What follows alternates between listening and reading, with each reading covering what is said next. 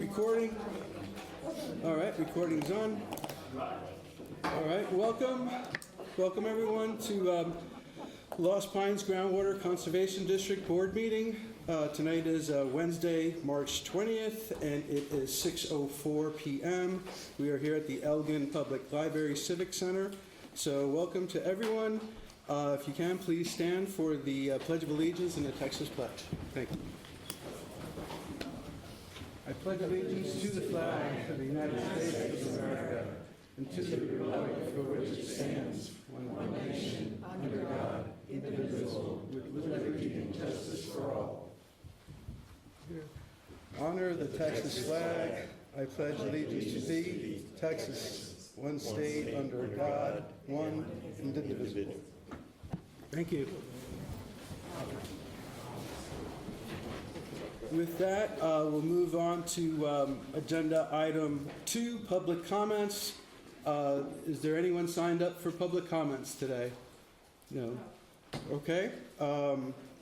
If anyone would like to provide some public comments, please sign up with the staff. Otherwise, all right, seeing none, we'll move on to the consent agenda. Consent agenda items are routine, will be enacted by one motion. There'll be no separate discussion or action on these items unless requested by a board director. Would anyone like to pull anything out of the consent agenda or no? Okay. I'll entertain a motion for it. Make a motion, we accept them. I second. Okay, hearing a motion to accept the consent agenda and the second by Director Rogers. All those in favor? Aye. Any opposed? Hearing none, motion passes. Agenda item 4, regular agenda. 4A, announcements. I do have an announcement to make. Director Cole is moving from the Financial Committee to the Education Committee, and I will be replacing Director Cole on the Financial Committee. Are there any other announcements? Anyone? Alrighty. With that, regular agenda item 4B, presentation by the District General Manager regarding the desired future conditions, basics. And matching the level of technology, my remote control has gone out, so I'm going to sit next to the computer while I present this. If that's all right. So this was originally scheduled to be the last talk of the day, the last presentation of the day that was presented during the board orientation. And with that, it's kind of a lower level discussion of the process and the players that are involved. Just to let everyone know, this is a hard copy. You have hard copies in front of you. This is the joint groundwater planning, yes. Correct? Okay, thank you. Sorry. Yeah. So it kind of just be a little, for some of you this will be review, some of you, I know that you went on the board, this may be new material, but it's a good starting point for discussion, especially based on some of the comments that we've heard from members of the public over the past 3 months or 4 months. So I originally trained in biochemistry in the world of yeast, and there's a saying there that it's alphabet soup, everything is 3 letters. YFG, YFB, LPC. I thought I left that behind until I moved here. And we have, Rob, you don't hear me all right without the microphone? Sorry. So groundwater has its own alphabet soup, starting with the GCD, which is Groundwater Conservation District, which is what we are. The GMA is the Groundwater Management Area. It's a regional collection of GCDs charged with managing a shared aquifer. And through that management, we create what's known as a DFC, a desired future condition. This is something I'll touch on later on, but it is a metric for what the district wants the aquifers look like in a 50-year time frame. Followed by DFC, we have TWDB, the Water Development Board. Look around, look over both shoulders. They're not here tonight. I will point out that they are the Water Development Board, not the Water Conservation Board. So, but they are a good source of science and information for the district. After the Water Development Board, we have GAM. groundwater availability model, which is just a computer model that we use, that can be used to simulate how groundwater responds to different production scenarios over time. Generally, it runs on an annual time step, so you say, from this year to next year, if you pump this much water at this location, how will the groundwater within the region react? The GAM is primarily a regional model. We have made steps recently to expand that model and try and make it better predictor for local models. It's the best we've got, but it is still a regional model. It's not meant for predicting this happens at this particular location. It's meant to simulate how flow changes across, the entire region. The next G word is MAG, which is model available groundwater, and I'll touch on that towards the end of the presentation. That is the Water Development Board's estimate of how much water has to be produced every year in a particular decade to achieve a particular desired future condition. So if we say we want 240 feet of drawdown, they might say in 2020 that's 70,000 acre feet of water. In 2030 it's 75,000. The number can fluctuate over time, but it's intended as a rule of thumb to show, are you, for a district to understand, are you on the path to a desired future condition or not? Yes, sir. Yeah, Jim, you're probably going to get to this later, but what is the relationship between the GAM and the MAG? So the GAM is the tool that is used to create the MAGs. It is the computer model that everything else comes from. So if you tell the water, for example, if we set a desired future condition to Simsboro of 250 feet of drawdown, the Water Development Board will then take the model and say, in order to achieve that 250 feet of drawdown, you have to have this much pumping in every year. At least, and so that's where the MAGs are developed. They come entirely from the model. They're relying on the model for their accuracy and their quality, and we will touch on that later. So, yes, ma'am. So could you say the MAG is a product of the GAM? Yes, ma'am. Okay. Yes, ma'am. It can play multiple different, at one point in time, what was known as the MAG was a hard cap on what districts could issue, and that was when MAG still stood for Managed Available Groundwater, which was the first iteration. It's been changed to Modeled Available Groundwater, and it's no longer necessarily a hard cap. The last two kind of acronyms we need to look at, RWPG, which sounds like a really bad movie, but it is the Regional Water Planning Group. The state's carved up into multiple planning groups based on the basins that they're in. And then the last one is also TERS, Total Estimated Recoverable Storage, which is also derived from the model. It is a number that just groundwater districts get beat up on quite a bit about. It's an optimistic model amount of the amount of water that a district or an aquifer could produce. So the purpose of the presentation today is really just to kind of introduce some of the mechanics. We're not going to I didn't plan on getting into some of the real nuts and bolts of the mechanics of what requires a supermajority vote of districts, what can be approved by a simple majority. We can get to that as we get, further into the planning process.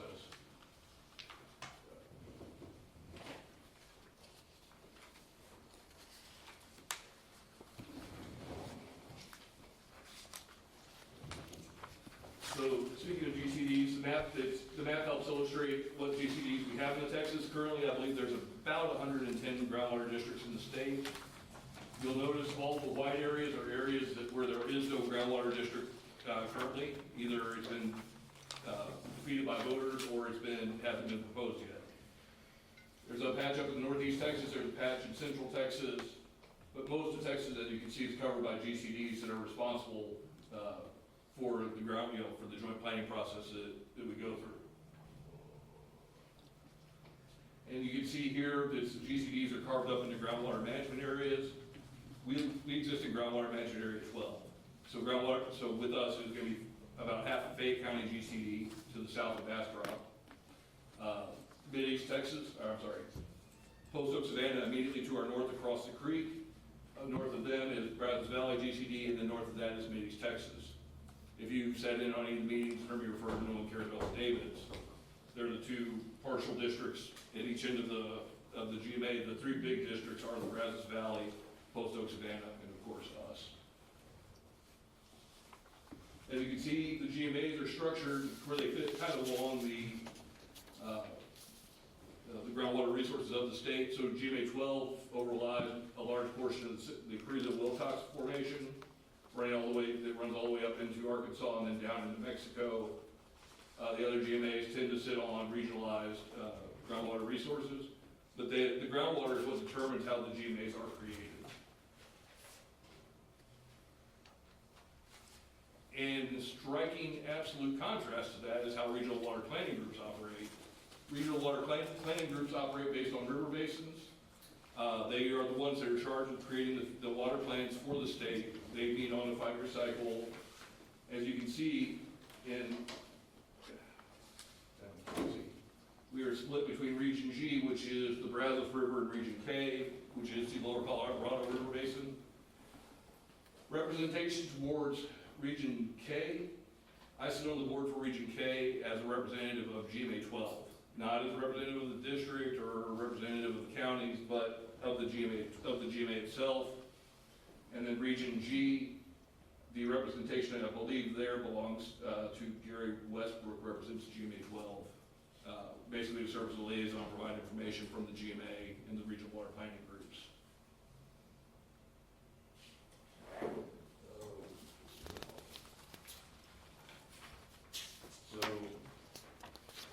So we do regional planning based on river groups, and based on surface features, which basically run perpendicular to the direction that we choose to do our groundwater resource planning. So for joint groundwater planning, what we do, we have all the GCDs, groundwater conservation districts within the groundwater management area work together. For our GMA, that's GMA 12, there are 5 districts. We have to meet at least annually. Typically, early on in the cycles, annual to quarterly is about the frequency. It'll get towards to be monthly meetings as we get towards the end of the 5-year cycle. The purpose is to propose or amend desired future conditions within the aquifers, within relevant aquifers. Those DFCs can be broad policy goals. They have to be quantitative, though. You can't be, the aquifer can be happy or things like that. We need a specific quantitative measure. And based on those desired future conditions, they get reported to the state, and there's a whole, it goes through TWDB back to the GCDs. I've got a later slide on that for how that impacts policy. So you may have perked up on the reference to relevant and non-relevant in the previous slide. For our purposes, non-relevant is not necessarily the best term, but it's a term the state uses. Relevant aquifers are major or minor aquifers, or any aquifers that the GMA deems to be relevant. And then non-relevant aquifers basically don't warrant a DFC either because of their size, the demands, their production, their current production, current conditions. Within the district, we typically declare the Trinity Aquifer to be non-relevant because we have absolutely no permits or no usage within the Trinity. Currently, the Trinity sits below the Hooper Formation in the very western edge of Bastrop County. It tends to produce very high temperature, very high sulfur water. We also tend to declared the Yawa-Jackson as well as non-relevant because there are currently no permits, there's no production, or there's very little production, very little usage of that formation. So that would be on a 5-year cycle that could change. If somebody came in for a permit in tomorrow in the Yawa-Jackson, we could stop calling that a non-relevant aquifer, declare it relevant, set a DFC for it, and move forward. That's part of why this 5-year recurring cycle is important.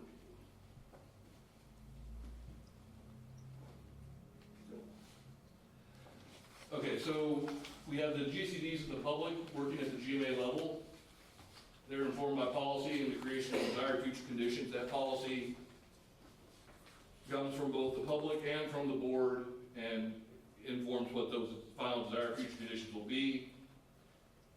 Those desired future conditions are passed on to the Water Development Board. They use their groundwater model, the same models that the district uses, to develop the science, which is the groundwater availability. We get the model of available groundwater, which is then used at both the GCD level to inform policy and set procedures at the GCD level and for the regional water planning groups and their planning purposes over the next 50 years. the state plan cannot incorporate any project that it currently exceeds the MAG of a particular formation in a particular district. So if somebody said they wanted to serve 200,000 acre feet per year to the city of Austin, they were gonna take it from the Simsboro and Bastrop. Well, that's gonna exceed our DFC, that's gonna exceed our model available groundwater, and therefore wouldn't be able to be included in the plan as a feasible plan. That's how that feedback loop occurs. All DFCs are gonna be set based on 9 factors that are established by the legislature. The 9 factors that are required to be considered during the development of DFCs go from aquifer uses and conditions, environmental impacts, property rights, the state water plan, impacts on subsidence, feasibility. You can't have a county that basically says we want 0 drawdown right next to a county that wants 300 feet of drawdown. That's not a feasible difference between the two. You've got to come up with something that's feasible in both districts. Hydrologic conditions and socioeconomic impacts. In the past, and even in the current planning cycle, all we have for socioeconomic impact is what happens if you don't give us all the water we need to meet the state plan. It's a very one-sided consideration. It does not take into account local impacts or other impacts, but we are working towards being able to calculate that and incorporate that as a counterbalance. The 9th factor is any So other. Jim, what kinds of things are you looking at to counterbalance? There was a study done, I believe, at the Bureau of Economic Geology that calculates the cost of both in terms of physical cost for lowering pumps and the long-term cost in terms of included increased electrical costs and the increased cost of pumping that's associated with decreased heads. And that can be used to help calculate local costs to counterbalance that broad cost. Is there any possibility of including when property owners' wells go dry, that aspect of economic impact?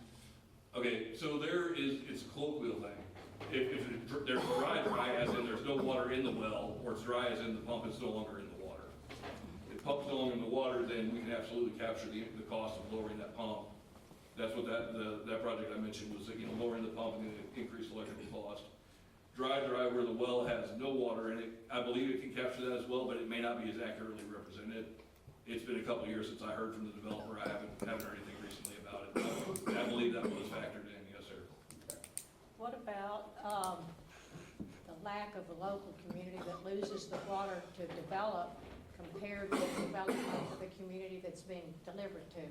If we had a way to do that, we could look at that, but there were currently no tools for measuring lack of chances of I development. understand, it's very So- vague, but still. Like I said, I would have been happy from day one if we'd just taken socioeconomic impact out. You've got a room full of computer programmers and hydrologists Right. that are completely out of their depth on socioeconomic impacts, and the data that you're provided from the state is so offset, one-sided, that it doesn't meet the balancing test. But there is one GMO, I think it's 8 or 12, that did a really excellent job. I don't know if they hired an outside consultant. It had to have been 8, because it wasn't 12, Okay, because we're 12. okay. It's been a couple of years since I saw it, but they did a very good job. And again, it's something we're working towards. We've known it's an issue, but trying to find the proper balance and get the data we need to be able to properly. The easiest thing to do is all these factors have to be considered in the development of a DFC. Right. Absolutely none of them is defined by law as being the driving factor. So if the board, doesn't feel that we have enough data to make a proper decision, we can derank that information and just focus more on the other 8. That 9th factor, that any other factor, catch-all, legalese, respect intended, obviously written by the legislature just to give people an out. But we are still stuck in a very quantitative model. This is all very quantitative. Right. Like, you've got to be able to assign a dollar value, a foot, or a distance to it. And, for it to be able to be given any real weight inside that any other factor set system. Definitely needs to have some qualitative measures, because quantity doesn't mean anything if you have no quality. Right. One comment. Regarding the economic impact, I would like to see a work in progress where the district is, we're got our well database with all the wells in there. What we need to do is start improving the data in that database so that each well is assigned to an aquifer, and that we get the proper screen depth and pump depth, so that we can use that data to be able to model effects from drawdowns. But right now, we've got this well database, but in the database, the wells aren't set with an aquifer, and a lot of them are lacking the pump depth and screen depth information. So there's going to be an effort, once the 3D model is available and we can start assigning aquifers to the wells in the database, and then we will need an effort to improve that data and get that data in there so we can work towards getting a model and modeling the economic impacts of those wells. Is that in the works right now, or is that something? Yeah, that's our plan, is to get there, yep. Take it off. Well, the 3D model was the first step. And the system itself, our data will never be perfect, because when I started here, we had wells that had a GPS coordinates that showed up in Arkansas. Why? Because when the driller drilled it, he misread his GPS and he put it into a number backwards. We can get as close as we can on some of these things, but the quality of data that we have, we're still limited by what's within the system. Yes, sir. Yeah, and if we don't have screen depth, there's no way to find that except pull everything out, right? Yes, and we go through, we find all the wells. We would find the wells where it would be valuable, but it would still be extremely expensive to pull the pump and run a camera down just to assign it, yeah.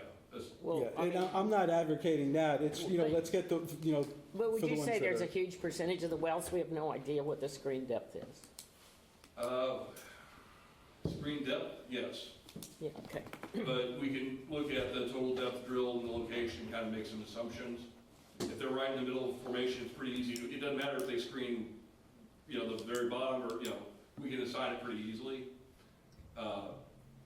We may just want to have a secondary factor to, 95% certainty, 100% certainty, 50, assign that certainty as we go through and develop this.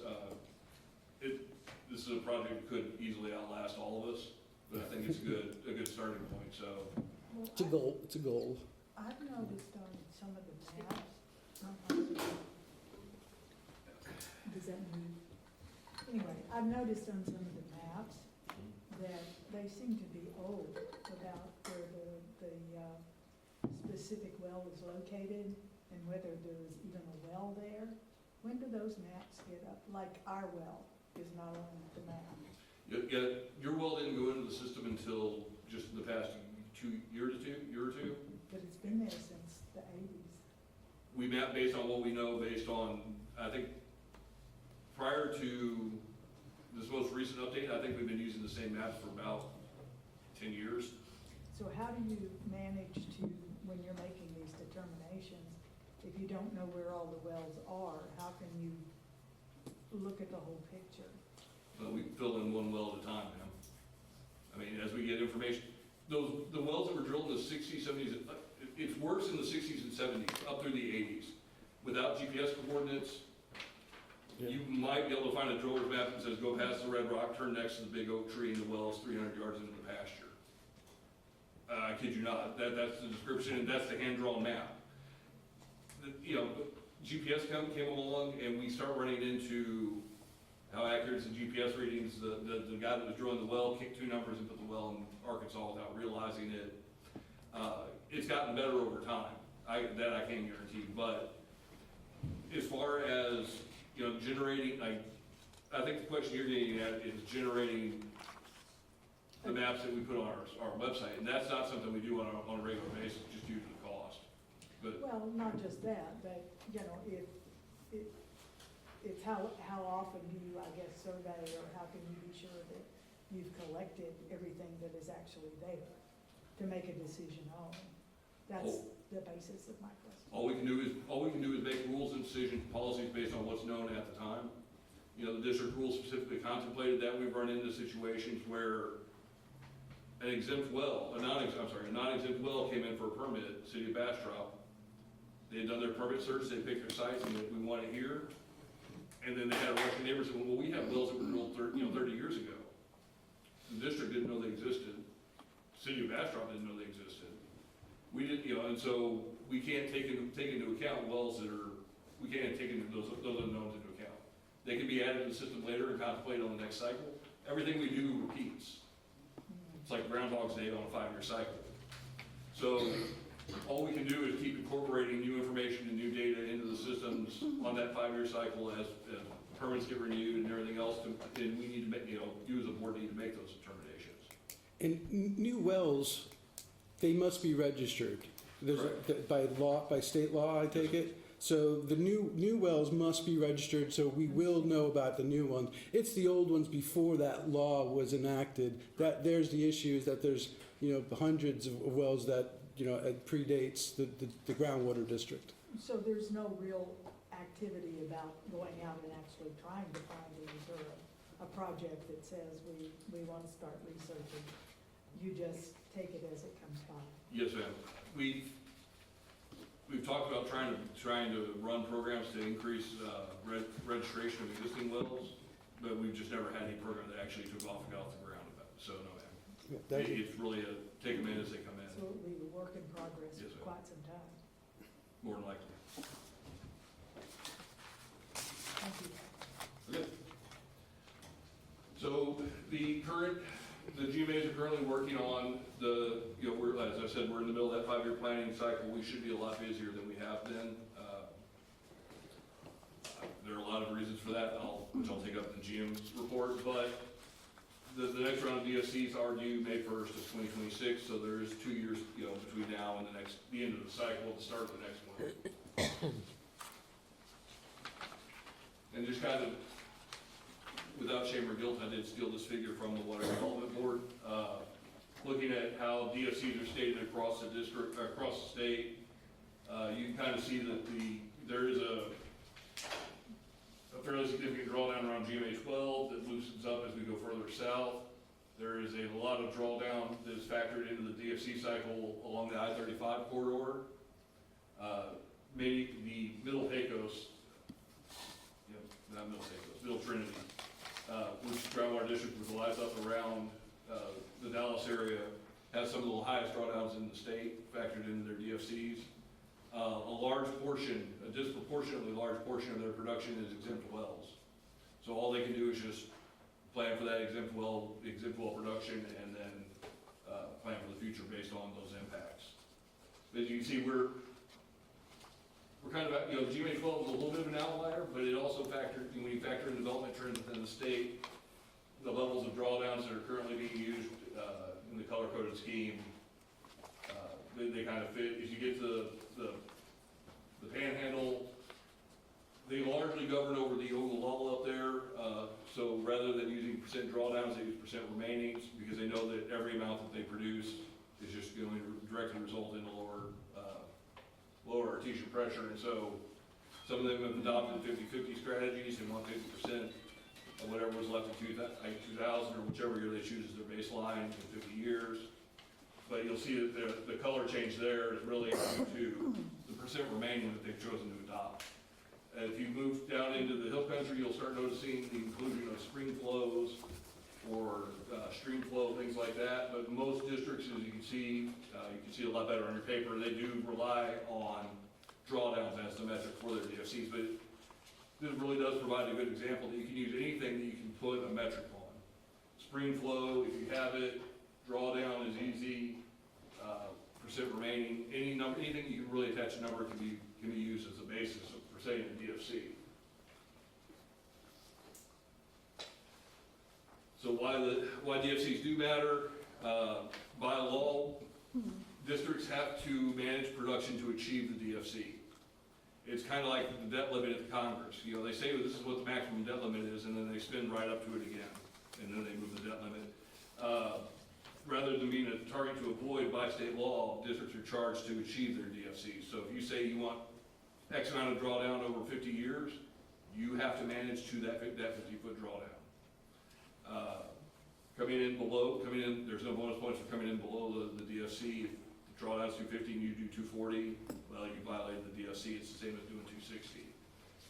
So that it does become a criteria for planning and rulemaking. It can be reflected in our district rules, in our management plans, how all districts operate.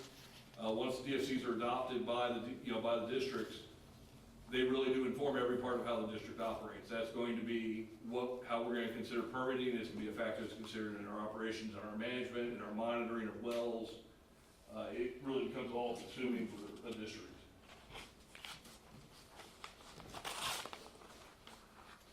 So DFCs do require a balancing act, and again, this is from our friends in Austin.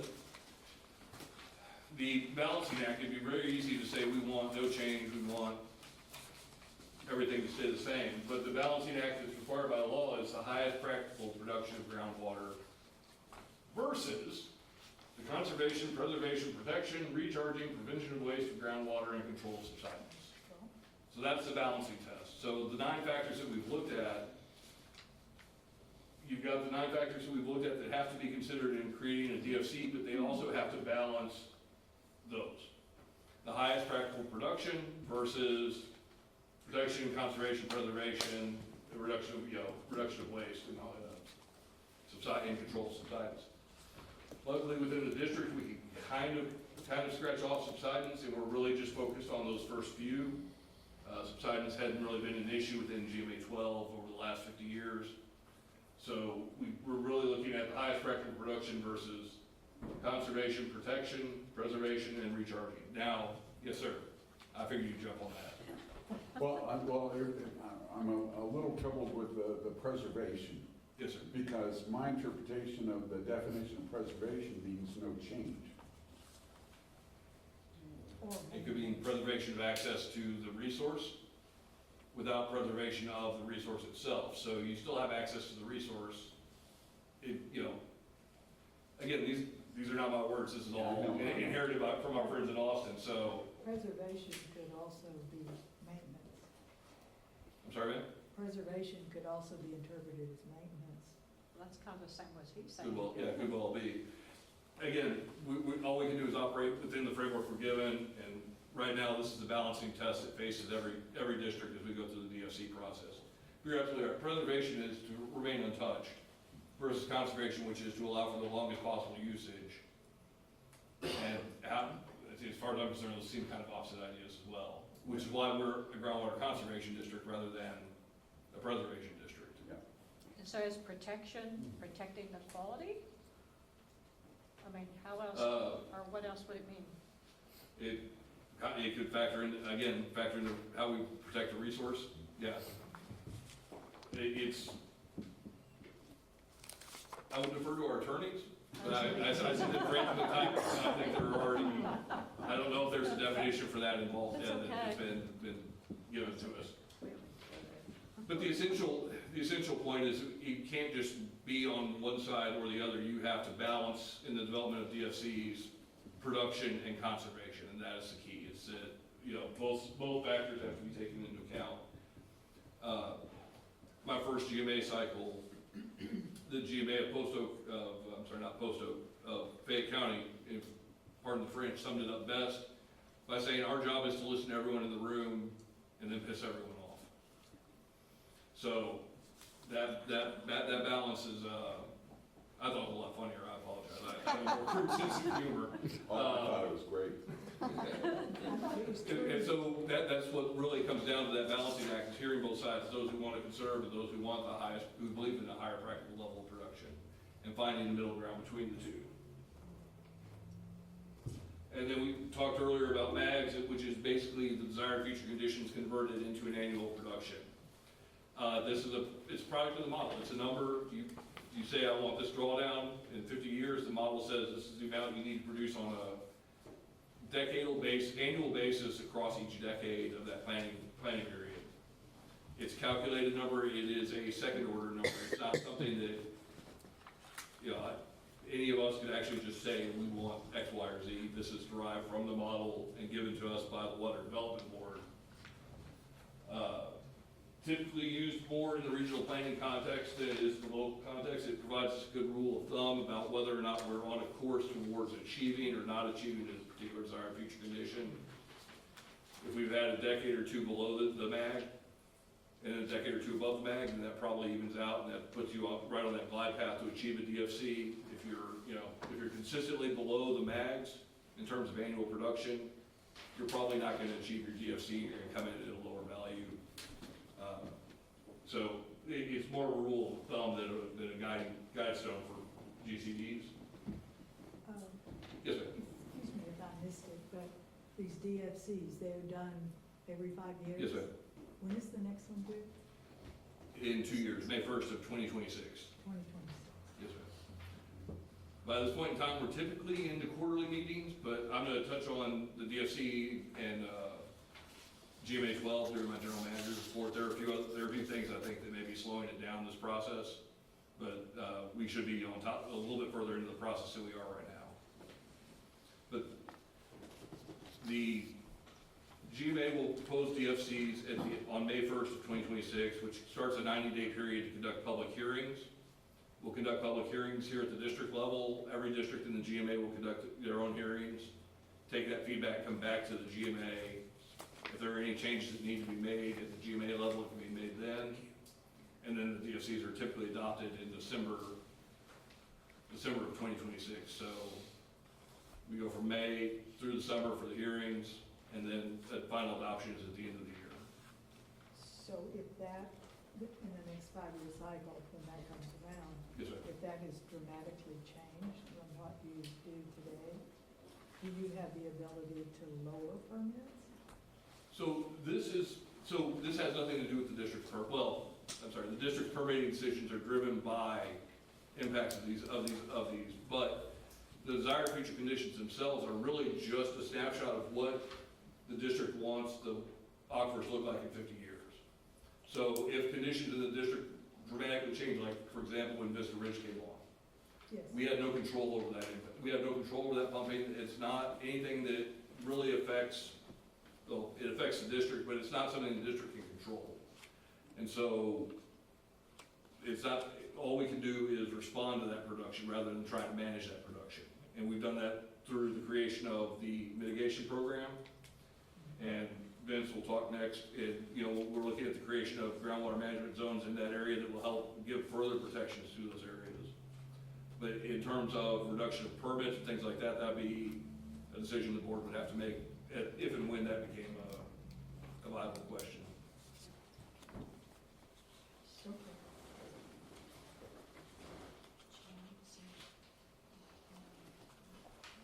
On the same token as the TERS is the total estimated recoverable storage. It's also a model-derived number, very similar to the MAG, except the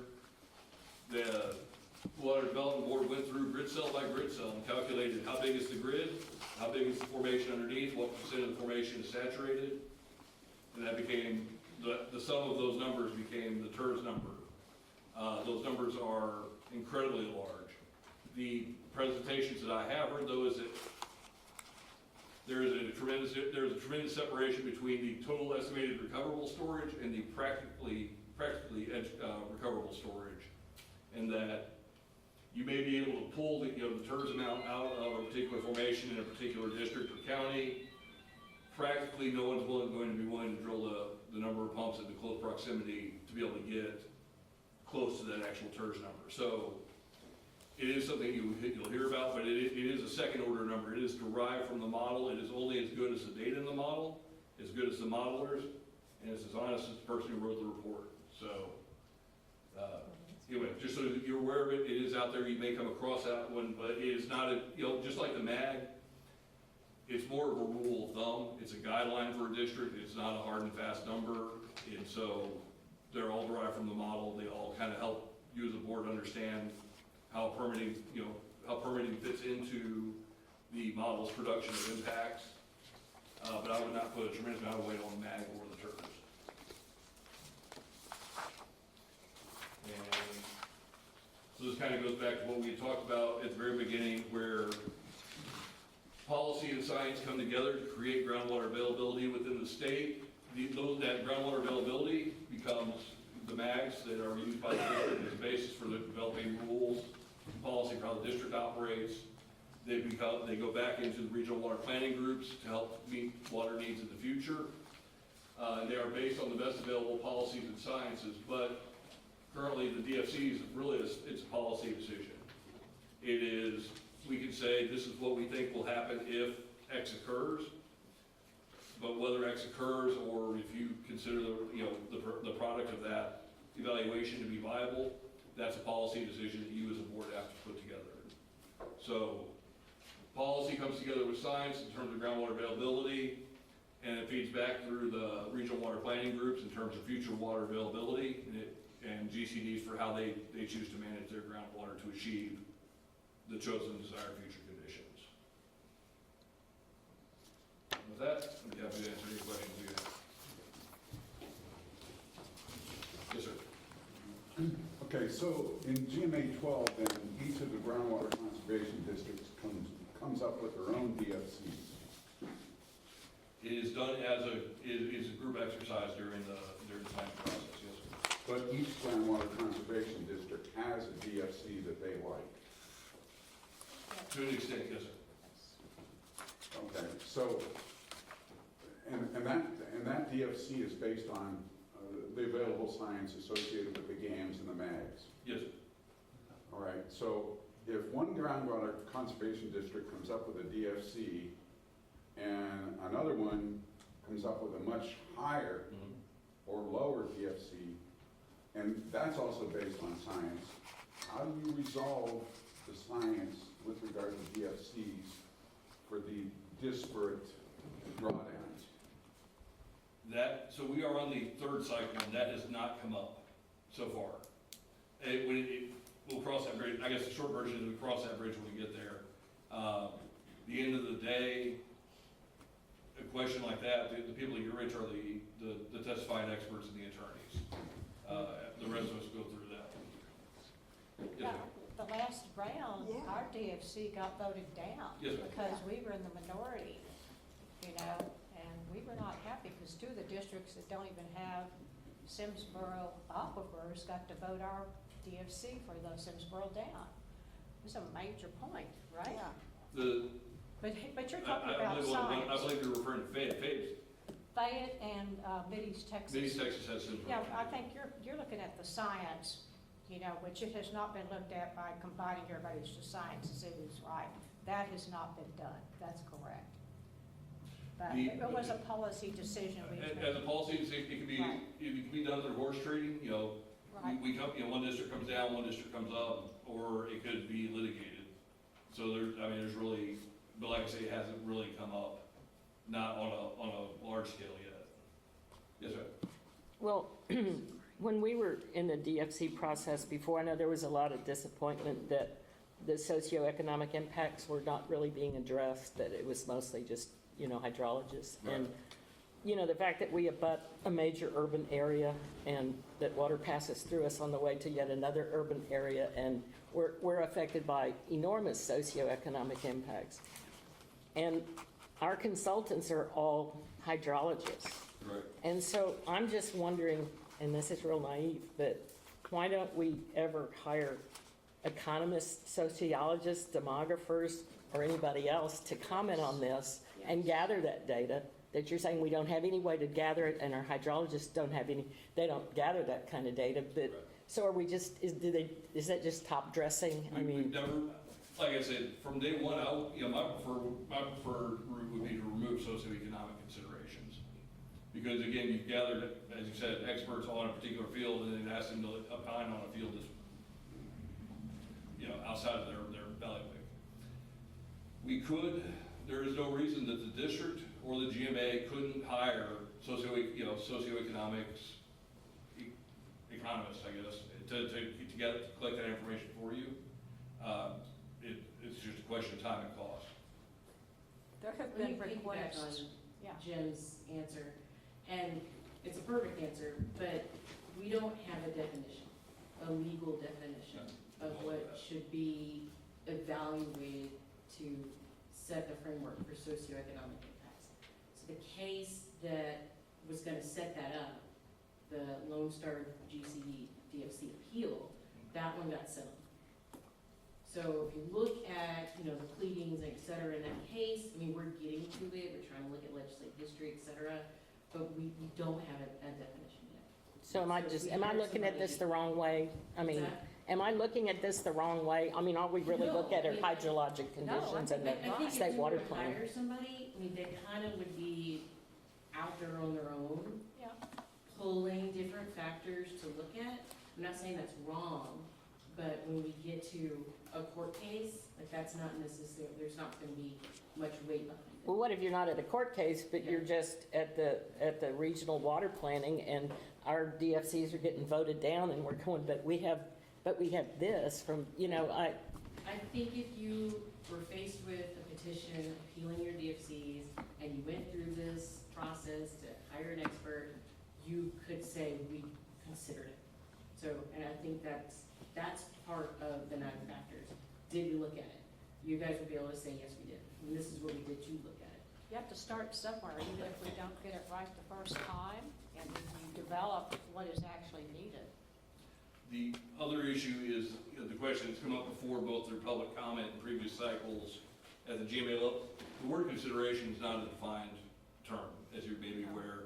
And so what meets or does not meet the definition of consideration at the GMA level, at the level of you as a board, that's not legally defined. Is consideration just hearing someone speak on the issue, or is consideration devoting entire agendas to a particular issue? And there is no definition of what constitutes. What I can tell you is that during the times that I've been, I guess, the planning cycle I've been a part of, there's never been a successful contest of GMA 12's DFCs, especially on a procedural basis. There have been arguments about we should look at more at this or less at that, but none of that has been, to this point, successful in court. It seems like neglectful to not look at socioeconomic Other GMAs factors, have done it. considering what's happening. No, other with our- GMAs have done it, why can't we try? Yes, sir. Yeah, I'm somewhat familiar with some of the socioeconomic analyses associated with certain environmental issues and so forth. They've come an awful long way in coming up with methods to actually get at calculating economic impacts for what they call shadow types of issues. So I think that socioeconomic, I would not take it off the table. I think it may be in the near future very, very useful for this groundwater conservation district.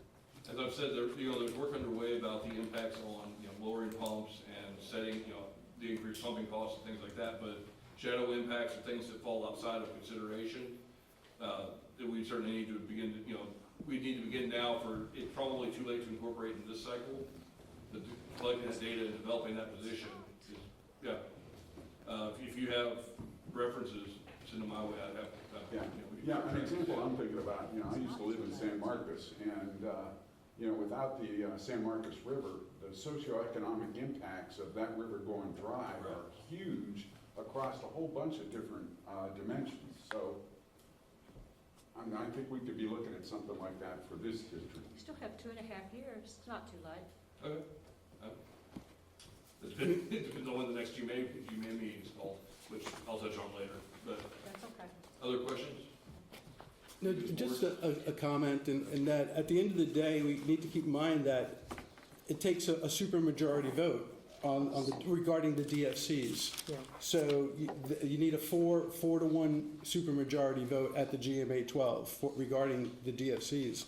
So these other smaller groundwater districts, they are I would imagine, very apprehensive to vote for a DFC that may even be a little bit controversial, because they don't have the budget and they don't want to get into a lawsuit. So, and their vote, depending on their vote, the GMA 12 cannot be sued, is my understanding. They are not a legal entity or a state entity that is allowed to be sued. So thus, during that vote, what would happen is the individual groundwater districts would be individually sued if someone does not like the DFCs. So just keep that in mind, that there's a political aspect of this where these smaller groundwater districts just, I would imagine, their budgets are very small. And they would be, for them to vote for a DFC, it's got to be rock solid. That's which, so we can work towards that.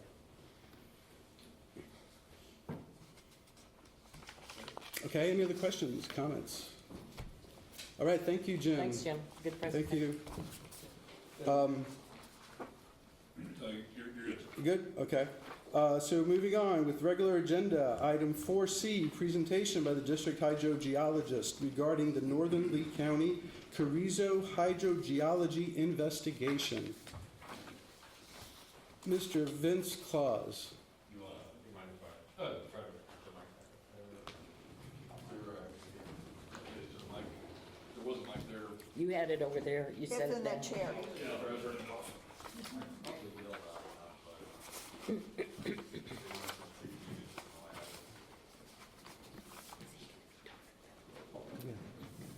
Yeah, that's.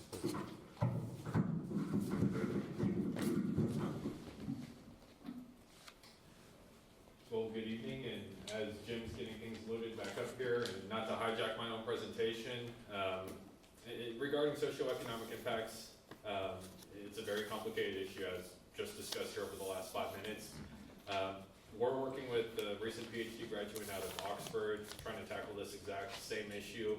I know we're one of 2 consulting firms right now that are racing towards a solution for this, not just looking at the specific economics as it relates to those wells and those costs associated with lowering pumps and electrical consumption changes there as it relates to water level declines, but also taking into account some of those shadow costs, the impacts to the local community.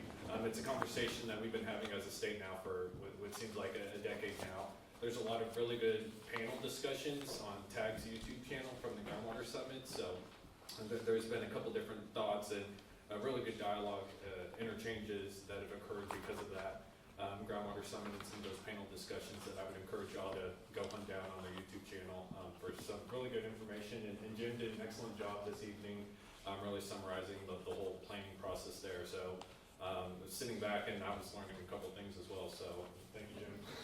Vincent, who did you say that you're working with on that? So he's a recent PhD graduate out of Oxford. PhD in, He actually received his PhD from the School of Geography and the Environment, I believe, out of Oxford. And he's someone that was studying socioeconomic impacts along the San Saba River through some of his research throughout that time that he spent there.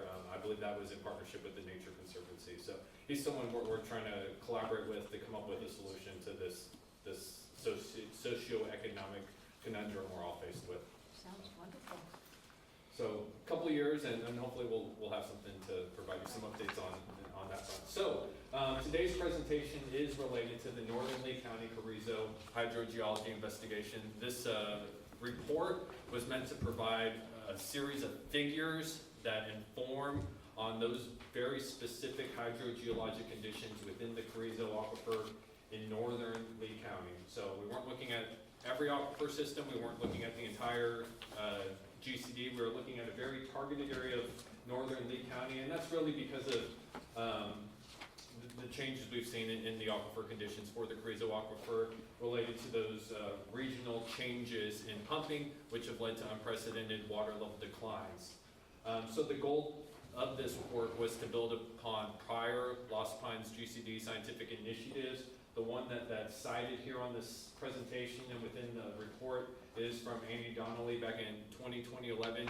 He provided a presentation with a series of drawdown figures that were extracted from the groundwater availability model. So this is intended to piggyback off of that early research that the district did fund to really look at what makes the Carrizo sand in Northern Lee County so unique or so dissimilar. And so that's what we really tried to do here through this effort.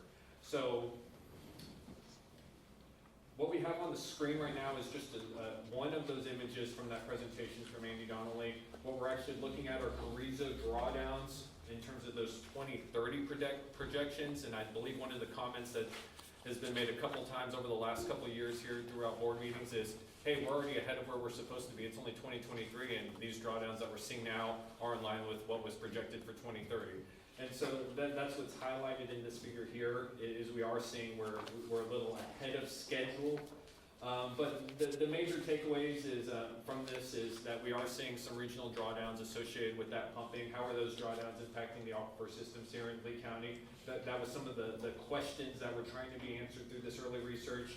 The other thing that was noted is we are seeing also significant drawdowns in the Simsboro, but because it is deeper, there's much more available drawdown in that system. So it was never really a concern, and still isn't a concern in terms of what those drawdowns look like and what those well completions are in that system and how they may be impacted by those drawdowns.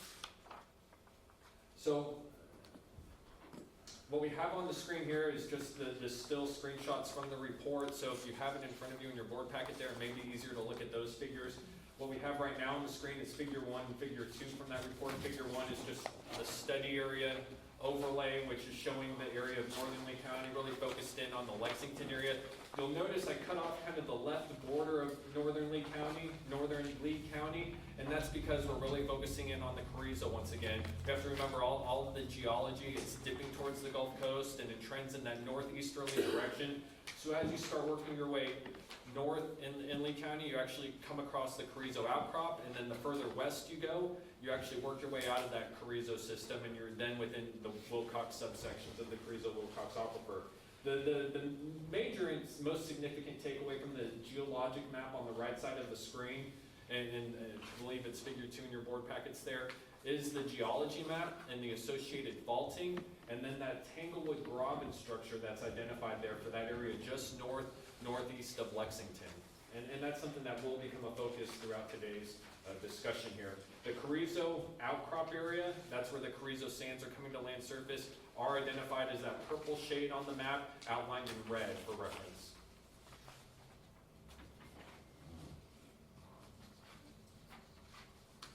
So when we talk about the Tanglewood Graben, we're talking about a geologic structure that is the result of faulting within the area. What we have on the bottom left side of the screen right now, this is not in the image, so if you don't mind taking a peek over your shoulder or to the screen here, you'll see what we call a Horston Graben structure. This is where we have a series of faults, where we have some faults which create a dropped block structure. That's what we call our grabens.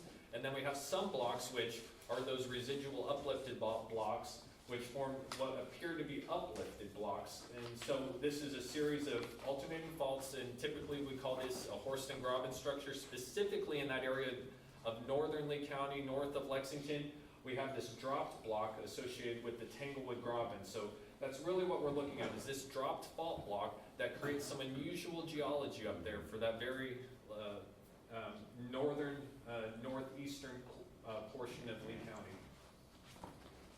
And if you don't mind going back to the last slide here. And the final takeaway from this figure here is we're really, on the figure on the right side of the screen, we're looking at an elevation surface of what the top of this Carrizo sand looks like. And that's how we're able to better understand and view this Graben structure. So those shades of white, that's where we have a higher elevation. And then the darker red is where we have a lower elevation, and that's that alternating up, down, up block structure that we're seeing there.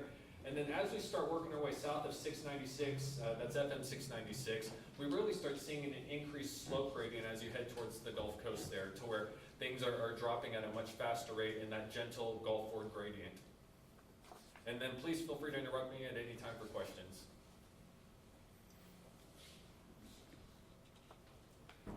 What we have now, this is going to be the next picture in the package here after we get past the very colorful surface figure, is a depth from land surface to the top of the Carrizo sand. So this is that measured vertical depth. If we were going to drill a well, this is how deep you have to drill. And you can see this is really the exact same data we were looking at on the prior figure, but looking at it from the top down, land surface to ground level there. And this is very useful for helping better understand just how deep the Carrizo-Wilcox is as we start working or the Carrizo sand is as we start working our way through the system. Once again, as you start getting south of 696, it's much deeper than it is north of 696. And then also from this figure, you can see just how you're drilling a shallower well as you're up there in the northern portion of the Lee County area, as you may drill a slightly deeper well if you're in that Graben structure. So it helps kind of connect the dots from the prior figure, which is that elevation surface, to what that actually looks like as we're talking about drilling wells and well depths. and also just those general changes that we see in the depth of that formation below ground level. This next figure here, this is a 2023 composite water level elevation surface. So this is taking a snapshot in time of our water level measurements and creating a water level surface for the region. I tried my best to get as many water level points as I could from a late 22, early 2023 time period there that allowed us to bring in data points from both Lee and then Burleson County as well. And this is the best I could come up with. We want to do a composite water level, and a composite water level, a water level that is taking into account multiple dates, but still over a limited area, so we're kind of looking at the same time frame. If I took points from 2021, 2022, 2023, and then early 2024 here, we'd be looking at a mixed bag in terms of what that story really was. So this is more of a snapshot in time for that very early 2023 water level surface that we're looking at here. And this is useful as we get to the next figure here, but just a couple things to point out is we are seeing that regional change in the arching of those contour lines related to the Vista Ridge pumping. You see how the contour lines, those orange lines on your figure, kind of bow around where that Vista Ridge well field is. You'll also see as you approach the Tanglewood Grub and things are getting very tight, and you kind of get some squirreliness in the orientation of those lines. Once again, is associated with that graben structure, which is creating not only some unusual changes in the geology, but also having a local impact on our water level contours as well from this figure.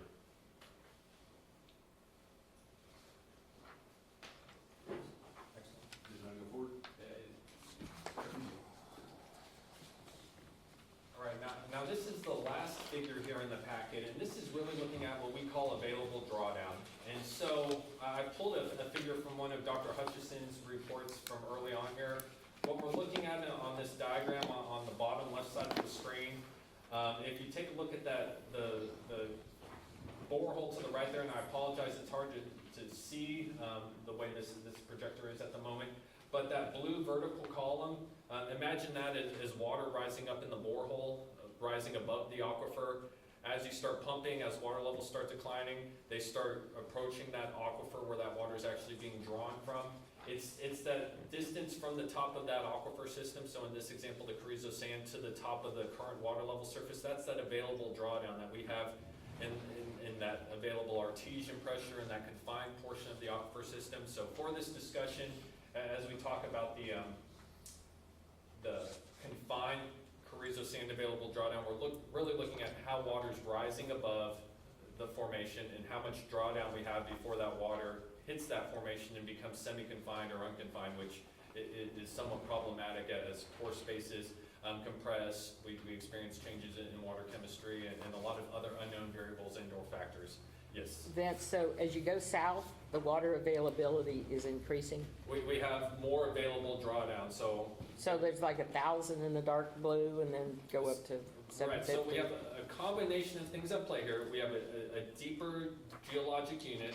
We have a water level surface that when you bring those two together, it provides you quite a bit of artesian pressure rising above that formation. And so as you turn on a pump, you have much more water that you can draw down that aquifer within that system there. And so to complete a well, you're drilling a much deeper well. You're going to have to complete your well in that deeper section, which gives you much more flexibility as it comes to lowering or raising your pump in that deeper section there. So the less than 100 drawdown, are those wells at risk of going dry in the near future? Possibly.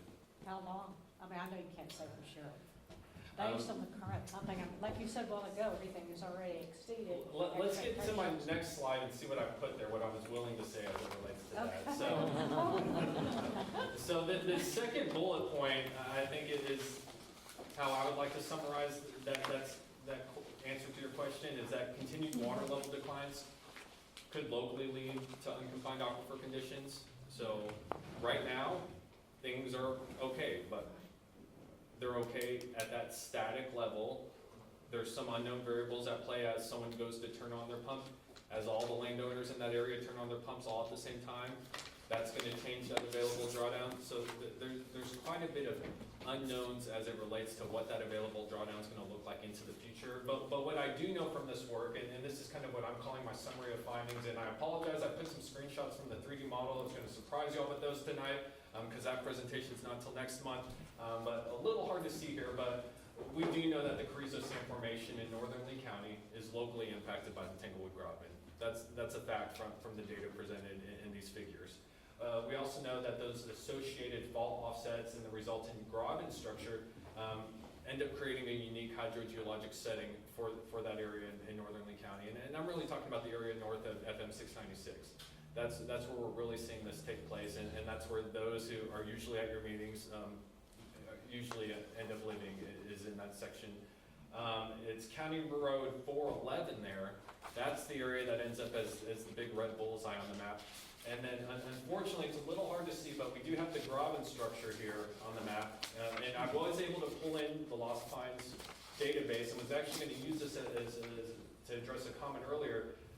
There's a lot of wells, and I would say about 80% of the wells, where we can assign aquifers just based on well depths. And that's what we're able to see here, is if we know it's in that shallow formation, and we don't have a screen interval, we can still determine it. But what we see over here on the right side of the screen in the bottom figure, and I'll provide Jim a copy of this, is we do have a lot of wells completed in that Carrizo section that are completed in just that top section of the Carrizo, and then are unfortunately also in that area that's the bullseye on the map. And I would be happy to address any questions or provide further insights into this specific issue. I believe if we could go to the next slide here, that's where I leave time and space for questions.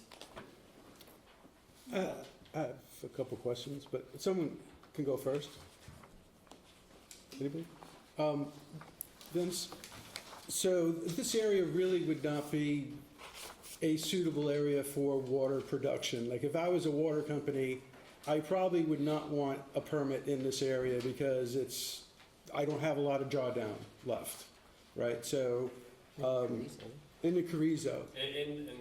Yeah, that's where I was going to jump in. Yeah, in the Yes, sir. Carrizo. So, do you have any knowledge about the Simsboro or the Calvert Bluffs that are below this? Does the graben also push down on the Calvert Bluff and the Simsboro like what's happening here for the Carrizo? So the drop block on the graben, all the formations above and below follow that same pattern. And then as we work to the uplifted block, all the formations above and below follow that uplifted block structure too. But the one thing to keep in mind is we have several hundred feet of the Carrizo formation, and then we have several hundred feet of the Calvert Bluff, several hundred feet of the Simsboro formation.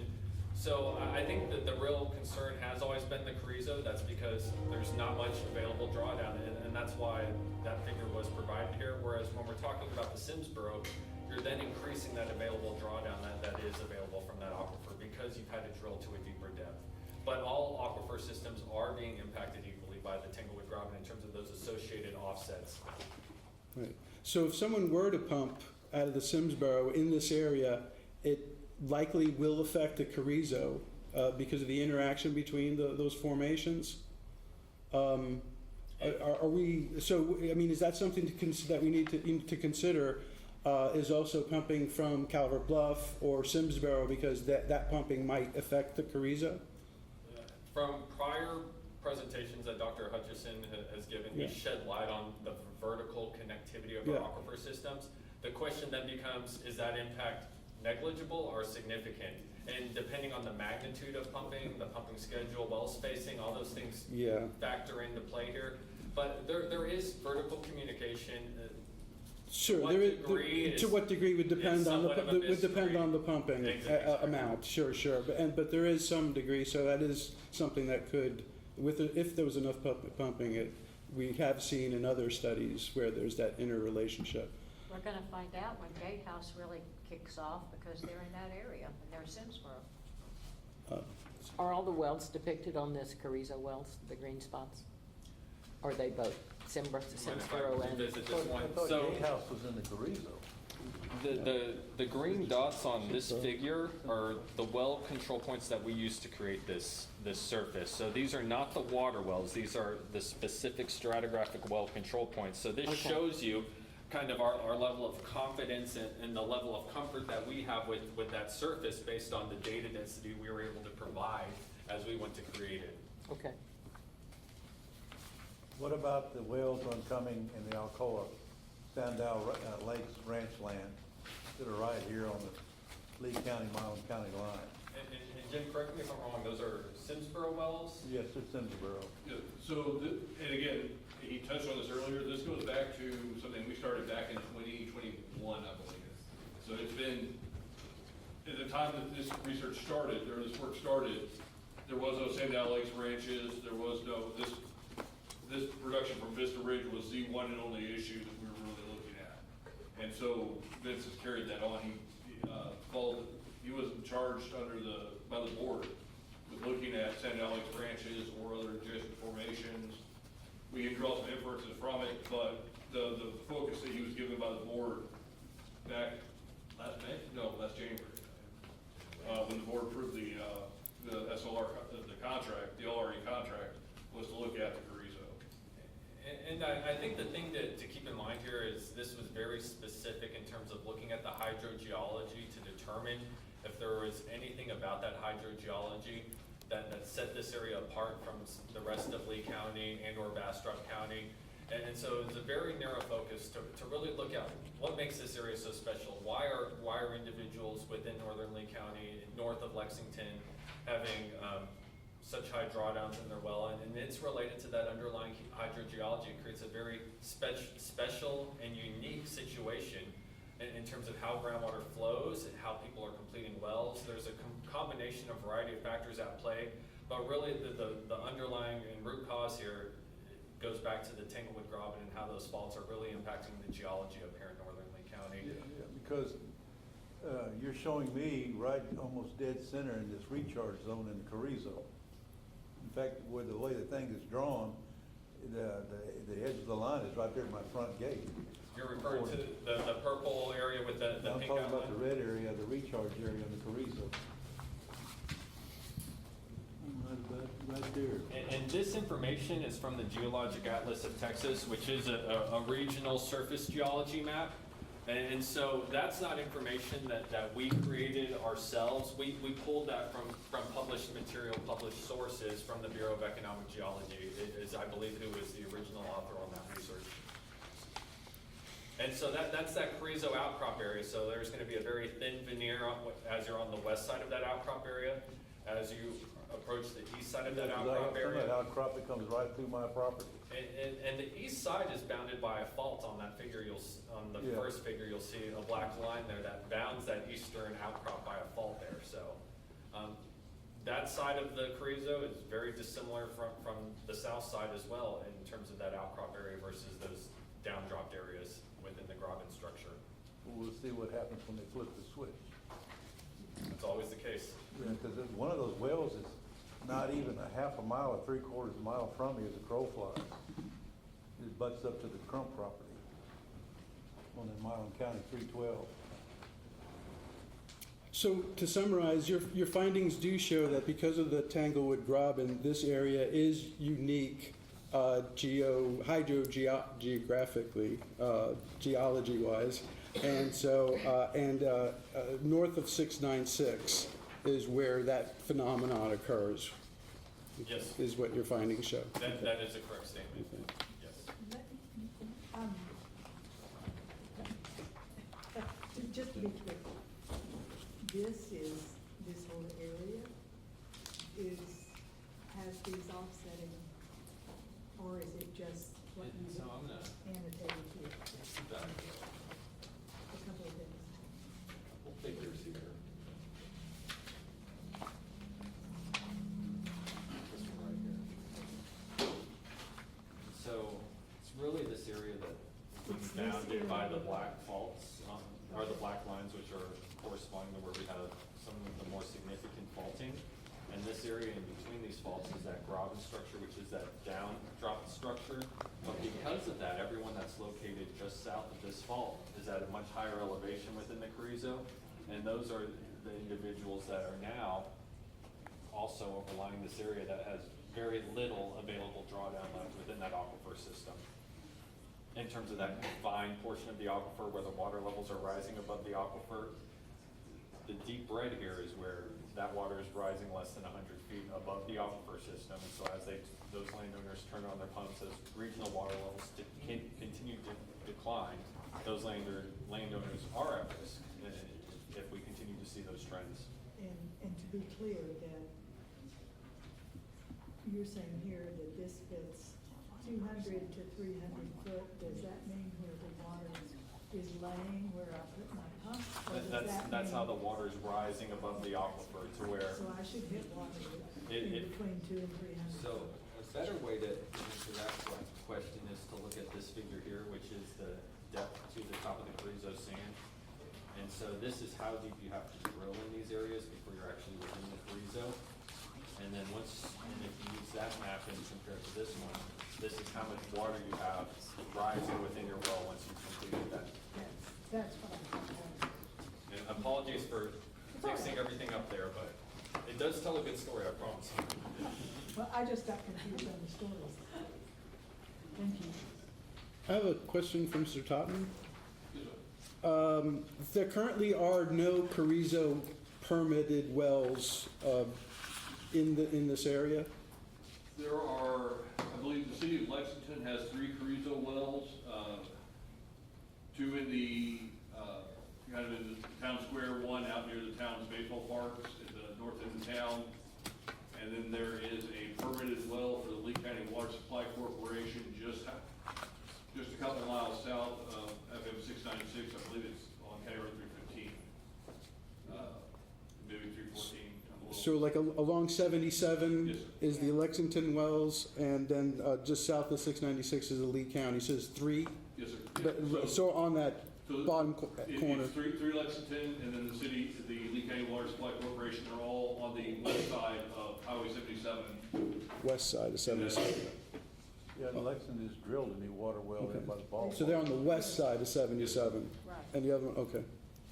but they're small, they're not highly You're not productive. taking out a whole lot of it. Any other questions? I had one quick question. So I'm on figure 6, and thank you for labeling this so well. So would the western boundary that impacts the, what is that, Highway 112? I'm just Just want to looking make at, sure I'm looking at the like, the drawdown is less than 100 here, out to here, but then we're also kind of getting in that 100. Yeah, relative to 77, relative to Right. 77, can you provide some perspective? I think the way to summarize what Natasha was asking here is, we've been talking about 696, which is that southern edge of this impacted area. What happens as you start moving west of, let's just say, the dark red area? Are we looking at 77, or is it highway, 77. or is it highway 112 that forms a kind of westward extent? Yes. The way I've looked at this and have thought about this, the way these aquifer works is drawdowns occur more horizontally along those planes is what we've seen through the GAN modeling. So for that reason, I believe 112 is probably a better western marker because that takes us up to the outcrop area, provides that more lateral buffer, where if we're really trying to think about the hydrogeology here, that Tanglewood Graben, it's running more laterally as well. So I believe 112 is the way that western boundary makes the most sense for a variety of reasons, but ultimately just based on that underlying hydrogeology. Thank you, then. Vince, can I ask one more question? Yes, please What do. does semi-unconfined mean, the gray area? So this is figure 6 figure that we're 6. referring to, and so you'll notice that we have the outcrop area as that purple hatch area, then we enter this gray area, which I did not discuss today. That gray area is where water levels are already, so we're in the subsurface geology of the Carrizo, and we have a water level surface that is already intersecting that Carrizo surface in that gray area. So instead of the water rising above the Carrizo there, It's there. it's within that Carrizo formation itself is for that area that's gray. So it's below land surface, but the water's not rising above the formation for that gray area. There's no artesian pressure. And that's because we're right next to the outcrop area. As that water's flowing into the outcrop and down dip, you always have that semi-confined state of the aquifer, and that's what that's describing. Thank you. Any other questions of Mr. Claus? Very interesting. All right, thank you. Thank you so much. Yep, thank you. Good job, good job. Good answer.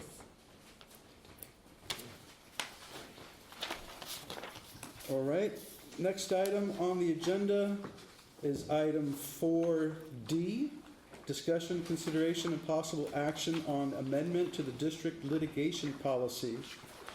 Natasha, will you be speaking on this, or will it be Bobby? It will be Bobby, and it is unfortunate that we need a litigation policy. but, All right, Mr. Salehi, can Bobby you will work on this one. say a few words on the amendment and why it's needed, and what are the amendments? And if you can please come up to the microphone.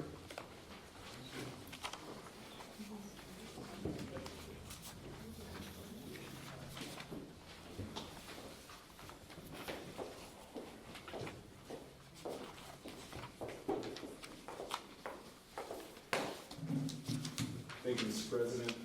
So, as you mentioned, we already have an existing litigation policy. This amendment is really just to grant the board broader authority to refer matters to different venues, such as hearing examiners, as well as the State Office of Administrative Hearings. That's really the main change of this amendment to the policy.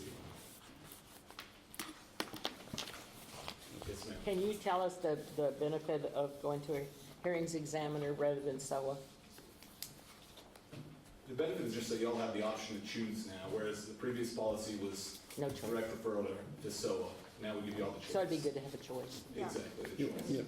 Provides us flexibility is good, yes. There's also an associated resolution. Yeah. That was, a hard copy was handed out to everyone on the board, so that resolution is before us in order to vote on that resolution. Well, I'd like to make a motion that we approve this resolution, which is number 2024-0301, that updates our litigation policy and gives us that choice of forum. Second. Okay, here a motion to adopt the resolution by Director Rogers and a second by Director Arsufi. All those in favor? Aye. Any opposed? Hearing none, the motion passes. All right, regular agenda item 4E, the committee reports with possible board discussion. No action will be taken. First committee up, Financial Services Committee. Chair, Mr. Director Semang.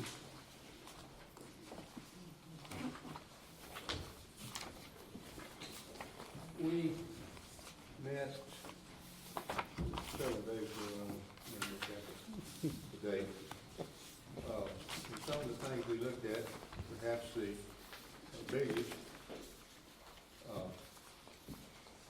is possibly a new roof to our new building. And that will be coming up in 24.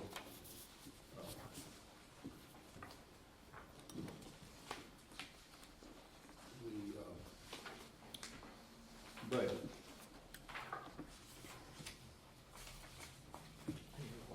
I would think that, and we discussed that, it may be looked at first by the infrastructure committee to determine what and how and so forth that we need, with information that we will need before we can get a budget and bring it to the board. The second thing that we looked at was our auditors, who have, I understand, completed the 2023 audit report, and will be bringing it to the board soon. Obviously not this month, but April. Would it be April or May, Mr. Taunton? Typically it's done in May. In May, yeah. Okay. Well, when they bring it, we'll get it and look at it. We also looked at a new, perhaps a new audit firm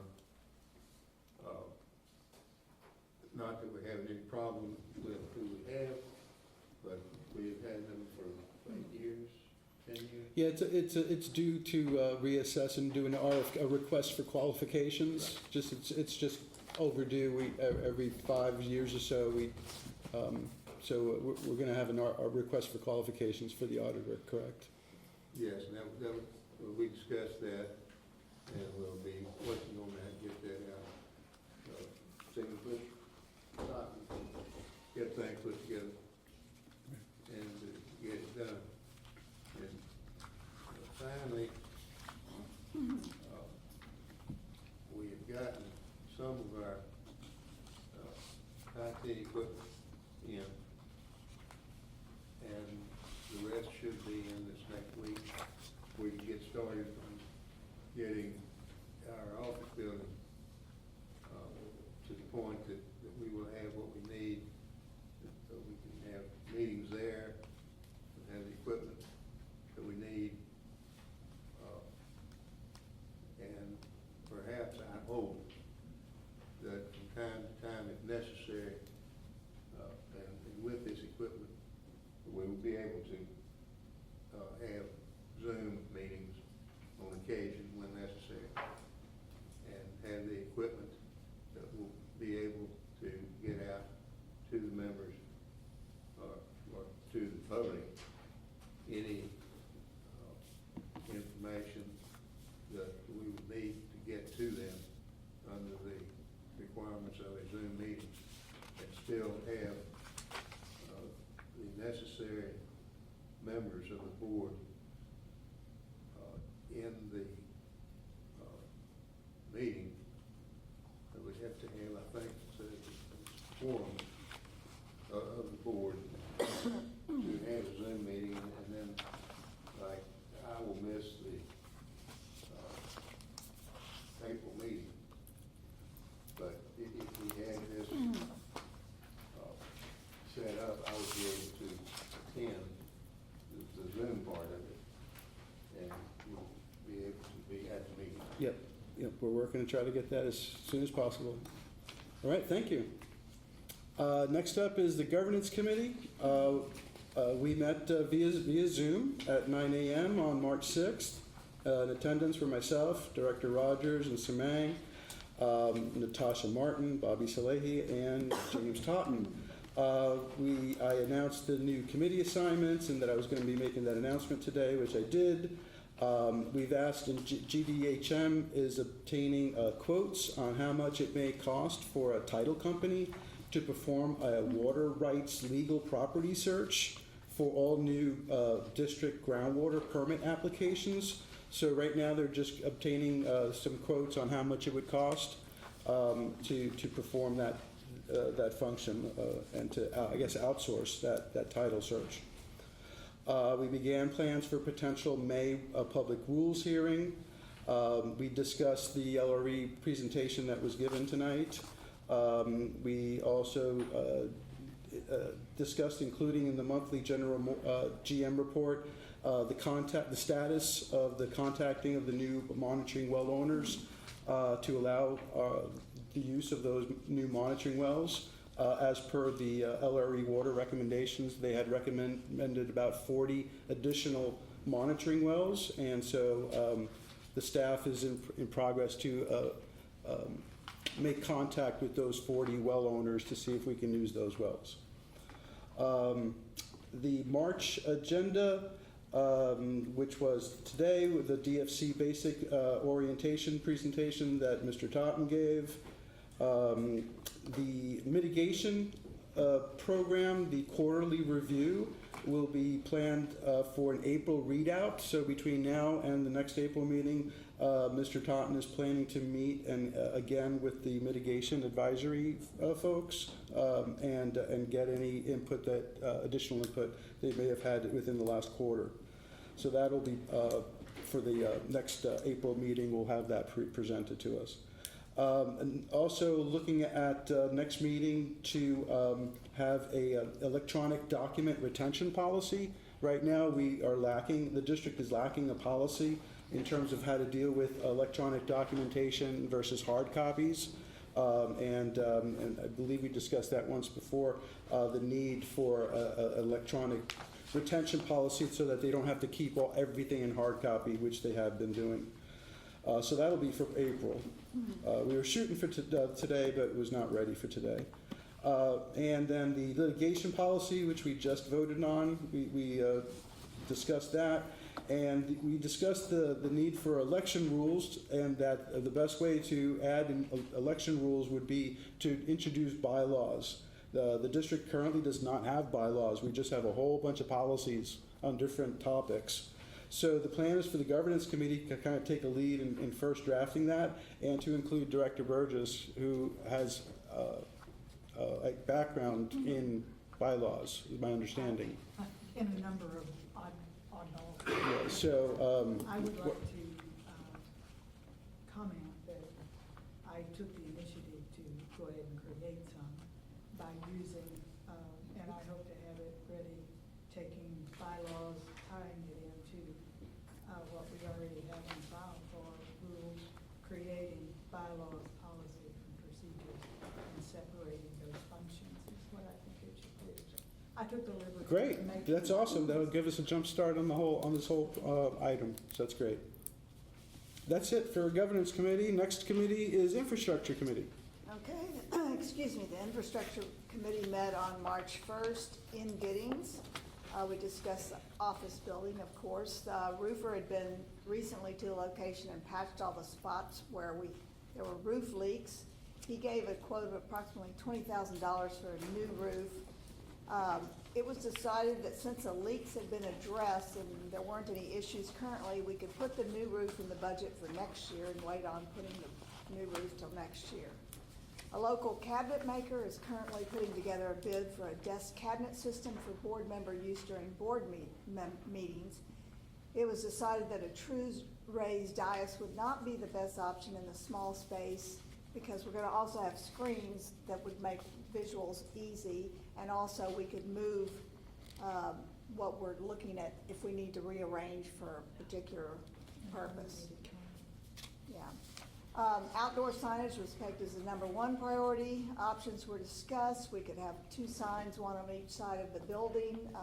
The 2 streets were on the corner, or one at the corner that could be set at an angle where it could be seen from both streets. Bids were going to start being collected immediately. Low maintenance landscaping is needed. Someone was showing up the next week to give a bid on grinding out the stumps, and also talk about putting in rock and pea gravel treatments. The outside of the building has already been power washed, but stains remain on the brick, so the staff's going to begin getting quotes on painting the exterior. Jim was going to speak with the Giddings city manager about improving the striping on the streets for parking. Our current website contractor has raised rates 20%. Jim has already begun the process of contacting other website storage and content managers for bids. To complete the new well monitoring network, the well owners need to be identified and notified by letter. Jim needed to work with Alan Standen to clear up a few items on the draft report, and then he's going to direct the staff to begin putting names and addresses to the new well sites cited by LRE. To update the HAF database, we first need the stratigraphic model, which should be provided by LRE in April. Currently, we're not sure who's going to be doing that update. Efforts to update our database to include water quality data need to be done. Everything from 2020 to today is in PDF format and will need to be manually entered. The first step will be to cross-reference well numbers with names and addresses, and Jim's going to create a spreadsheet and direct staff to begin this step immediately. Fields for water quality tests will need to be added to what is currently the HAF database. We discussed speaking with LRE about the possibility of their adding water quality to the water depth monitoring that they will be doing. The district needs a pH meter and a conductivity meter, and we thought Jim should immediately start acquiring that. Currently, our database with HAF is not completely consistent with Post Oak and Brazos Valley databases. For example, we use below ground level where they might use below sea level for measurements. To make consistent, we thought about asking TAF to add a column to ours if we think that it's better to have a below ground level is more meaningful, but we want to compare with theirs, so we would have a below sea level also.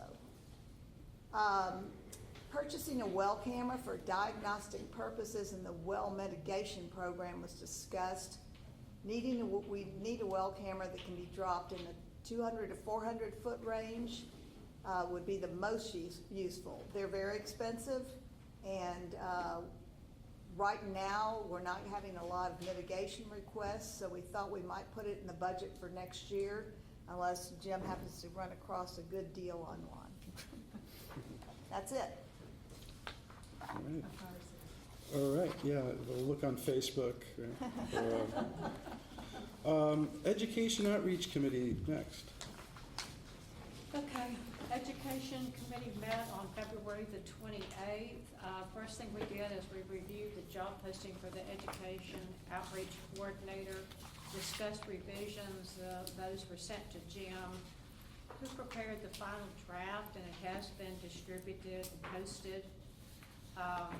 The deadline for applications is April 30th. We also agreed upon a process and timeline for recruiting. There are also community groups and individuals that have confirmed that they would like to partner with us on any kind of groundwater education outreach, because some of them are already doing this, so we would just be working together.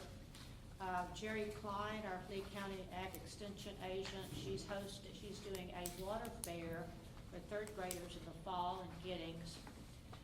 Gideon Lincoln Master Naturalists, they host annual school fairs at Giddings and Brenham, and they include activities on groundwater and surface water, and they have like a stream table and also a rainwater table. They also developed a Texas Water Specialist curriculum, and they're about to start a stream team to help with water monitoring too. Melissa also reached out to the Lost Pines Master Naturalist, and Andy Weir, of course, our good friend Andy Weir is already involved in many community programs, and he'll be working with us as well. Our next meeting is April the 12th. All right, thank you. Next up, Management Committee. The Management Committee met on February 29th at 10 a.m. at the Giddings office and was attended by Natasha Martin and Bobby Salehi, Elvis Hernandez, Herb Cook, Cheryl Smith, and Kay Rogers. We discussed our current rules, the stakeholder group recommendations on them, any pending litigation on them, possible dates for spring and fall rulemaking hearings. We discussed the possible development and adoption of new export fee schedule. We discussed developing an election policy by rule or by bylaw. We discussed gathering all of the policies adopted over time and codifying the same into bylaws to be adopted for possible consideration at the October 2024 rulemaking hearing. We discussed the need for applicants for non-exempt wells to provide reliable proof of title to either their leasehold estates or fee simple title when they apply for non-exempt permits. Our attorneys are inquiring of title companies or other abstractor services to see what the cost for this service would be. We had a discussion of possible creation of groundwater management zones.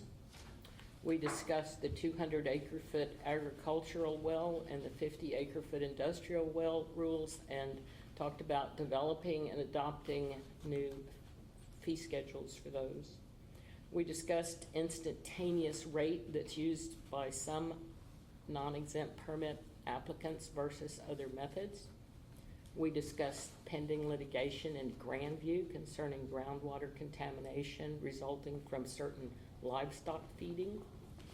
we discussed the Aqua Texas versus the Hayes County Groundwater Conservation District as it relates to complaints and enforcement. And we reviewed a draft of a possible Lost Pines complaint form. All right. Question? Yes, instantaneous rate, what does that mean? Ask our general manager. Instantaneous rate, the question is a definition of instantaneous rate. Yes, ma'am. So the instantaneous rate of a well is the gallons per minute produced.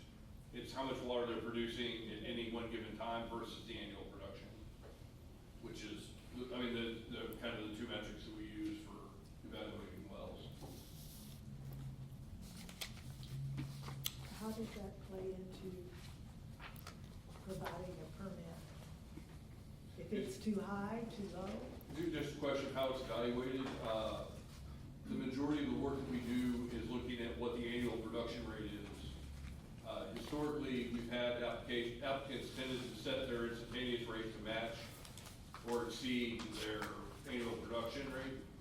And so really the discussion was whether or not we want to try to limit that practice and say, you have to set the instantaneous rate at what might be considered a reasonable amount based on the total annual amount, rather than, overmatching the two.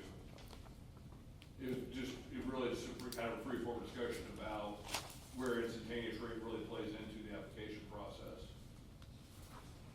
So that is something that's in effect right now, or is that something you want? That's something, it was something that we discussed, but it's currently not in the rules, so. Thank you. Okay. Any other questions on that? All right. Next up is agenda item 4F, General Manager's Report. Mr. Totten. Thank you, Mr. President, members of the board. Y'all done a good job of cutting away a lot of the material that I need to cover.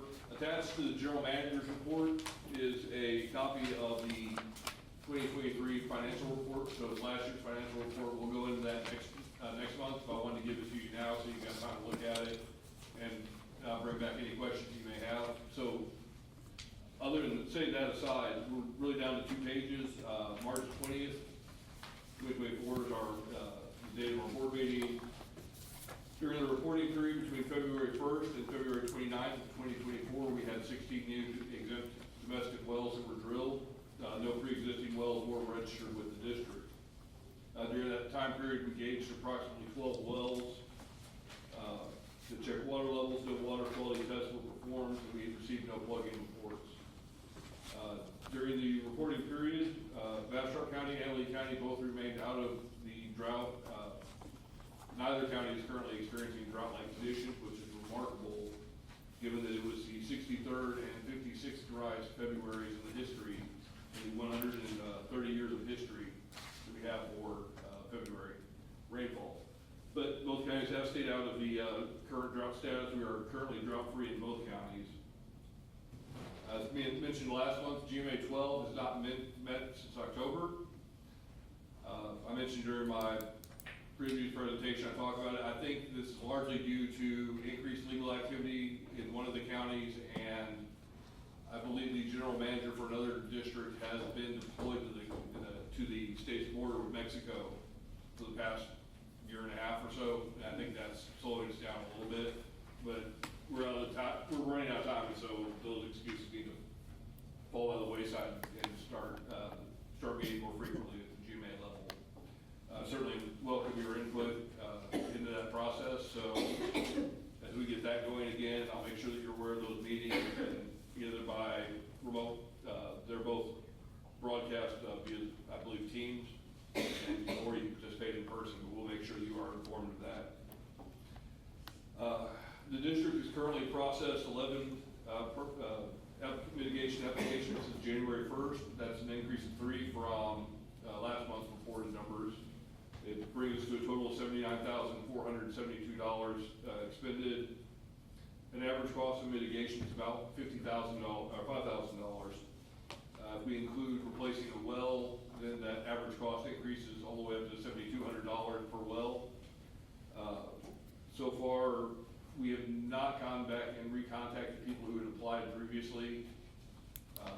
who were not covered by the previous program, but now that we've kind of gotten through the initial rush of applications, we're slowly bringing in those other mitigation requests as well, and recontacting them and having them refile with us, so that number will continue to increase.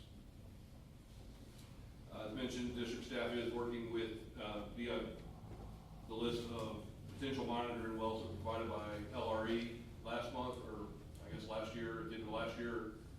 We'll develop that list, begin sending out mailers to those, the properties that are identified that may provide us with suitable places for increasing our DFC monitoring, compliance monitoring network.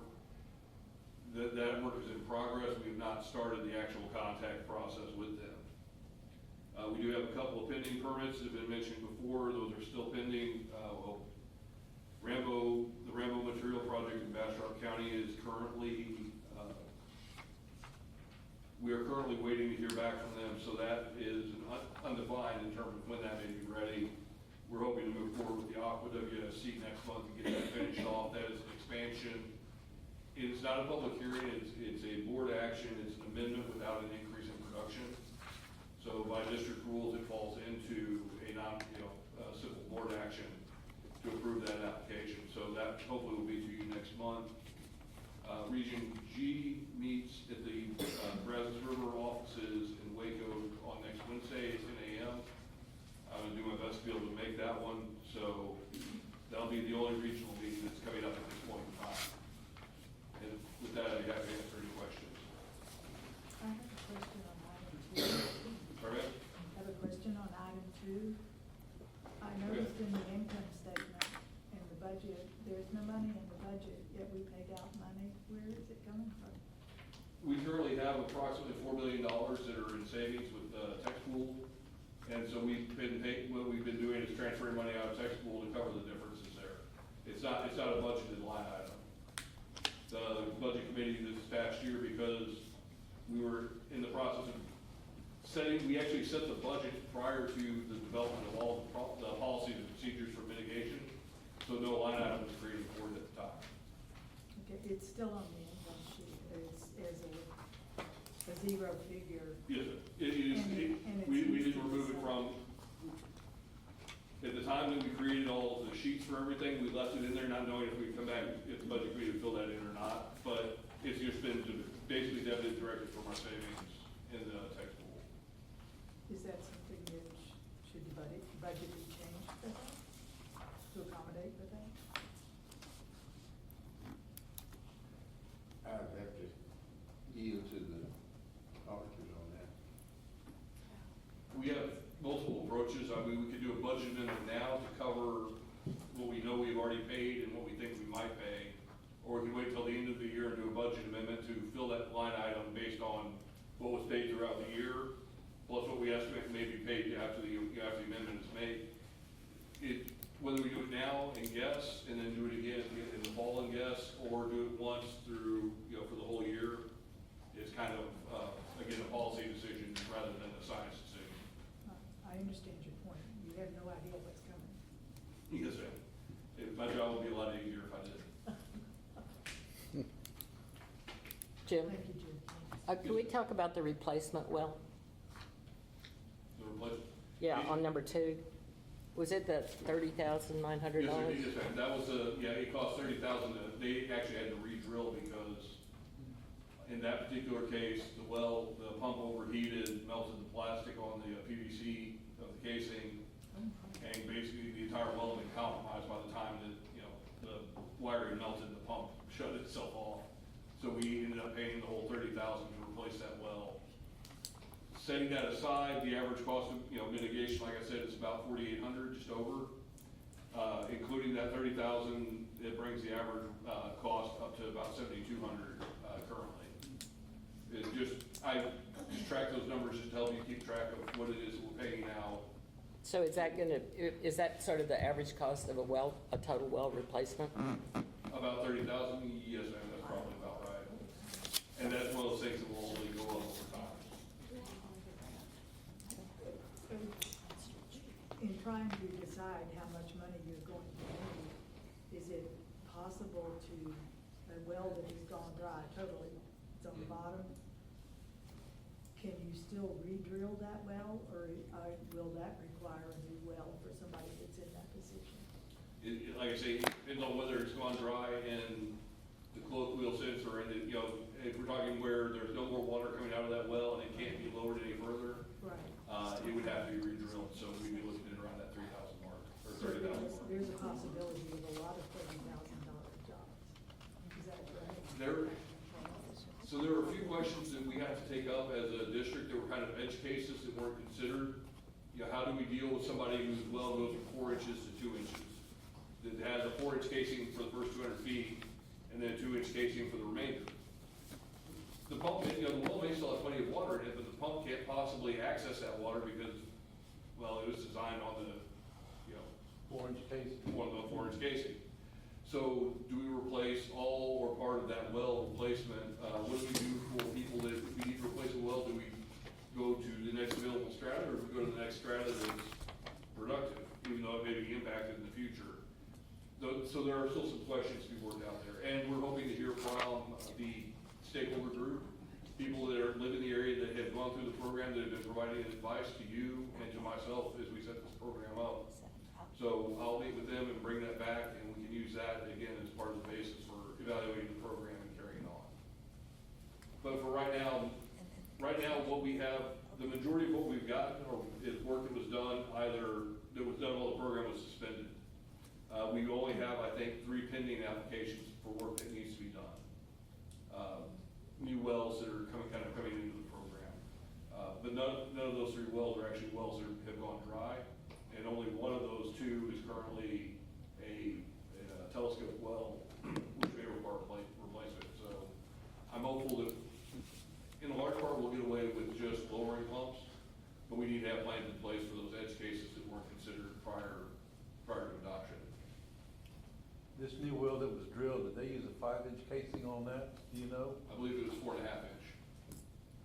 Well, I would suggest that if we have to do another one, we put a 5-inch casing in instead of what you're saying is they just drilled another 4-inch well on the 5/8 is the casing side. I would suggest we put in a 5-inch, because that way you won't hang your pump up.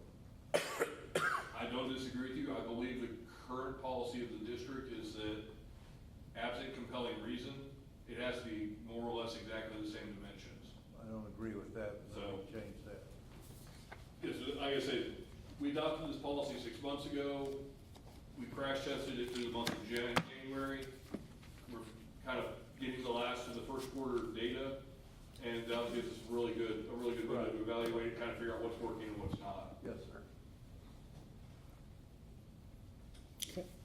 Any other questions? With that, thank you, Jim. Item 4G, consideration of future agenda items. Anyone? Are we due some management plan updates? We have a couple of those that are in progress as well. We have slowed down things that were anticipated at the end of last year and started this year, got kind of pushed out with the dismissal of the assistant GM. Also, the addition of new committees have slowed us down, but we are still working on those as well. Okay, do you think they'll be like in April or May or? I would say, I'm shooting for April, but the realist says May, the optimist says April. So, but that's the time frame we're working on, yes, ma'am. Thank you. Anyone else? Okay, item 4H, discussion, consideration, possible action on district board meeting calendar. I do believe there's 2 items I'd like to bring up. One is we are tentatively looking at a rules hearing for May, and Mr. Taunton was looking at having that at the Bastrop Convention Center, and they are available on May 14th. Right now, our date for May is May 15th.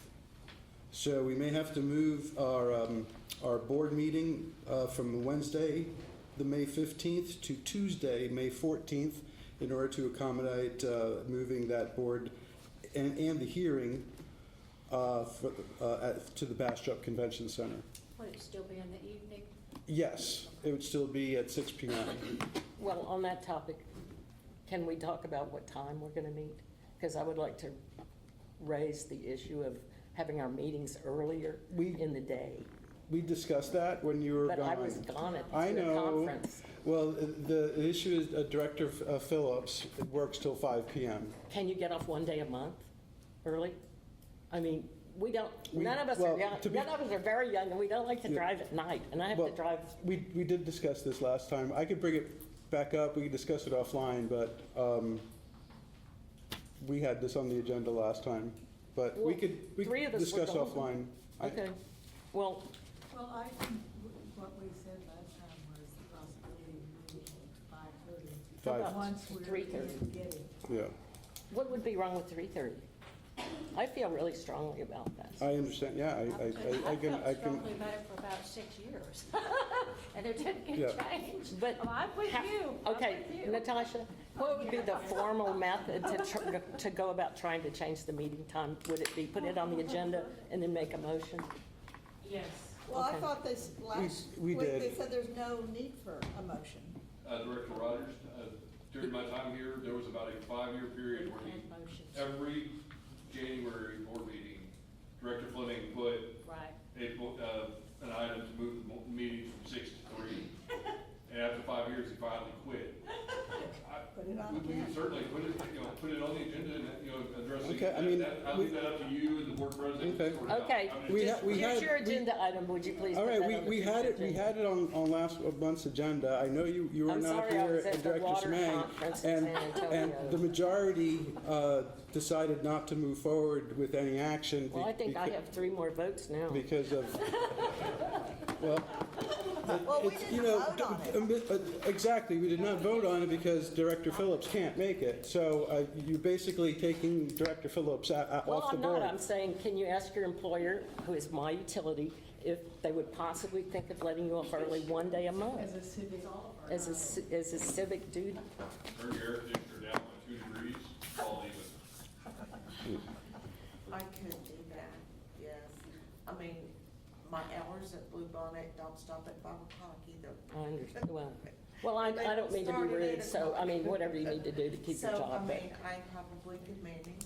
it's just driving home at 11 sometimes through Northrop and Smithville is a little bit, So it really boils down to Director Phillips. So if she can work something out, Mr. then President, I'll put it on the agenda and we'll vote on and it. Director Rogers, should I make the suggestion, let's wait, let's get into our new, when we have the Yeah. new meeting space available, that would be a suitable time to discuss changing permanent times. That would be my suggestion.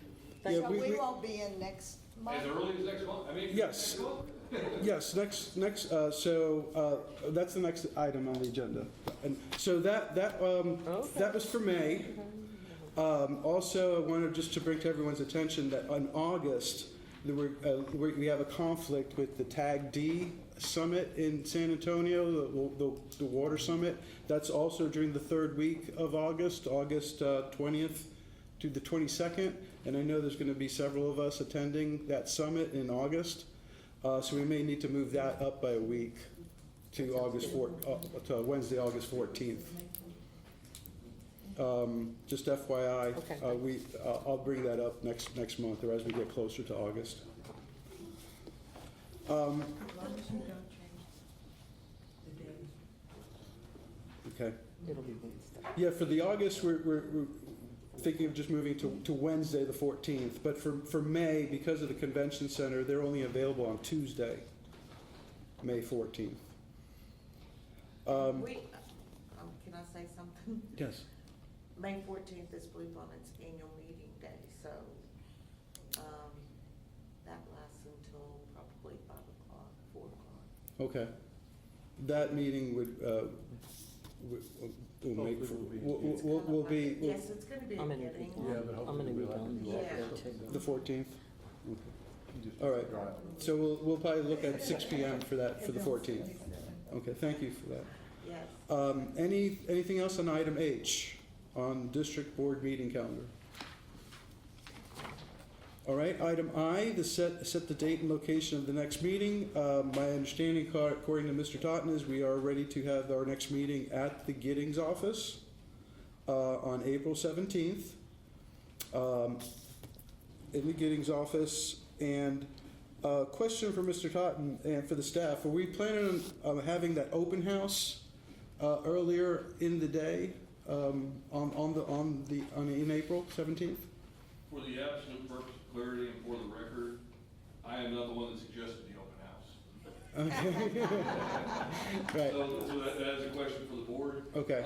There are two things we need to be aware of. There are two different pieces of equipment limitation we need to be aware of. We can certainly, the April 18th meeting, April 17th. April 17th, the AV stuff should be installed, but it may be running, it may be tied for that. So we may have, if we decide to meet there, we may not be able to post it as a virtual meeting. It may have to be just an in-person meeting. The question of the open house, we can sort that out as well. The other thing that, and this comes down to you as the board, the reports we heard tonight said that there's no raised dais, and there's no raised dais, but there's also no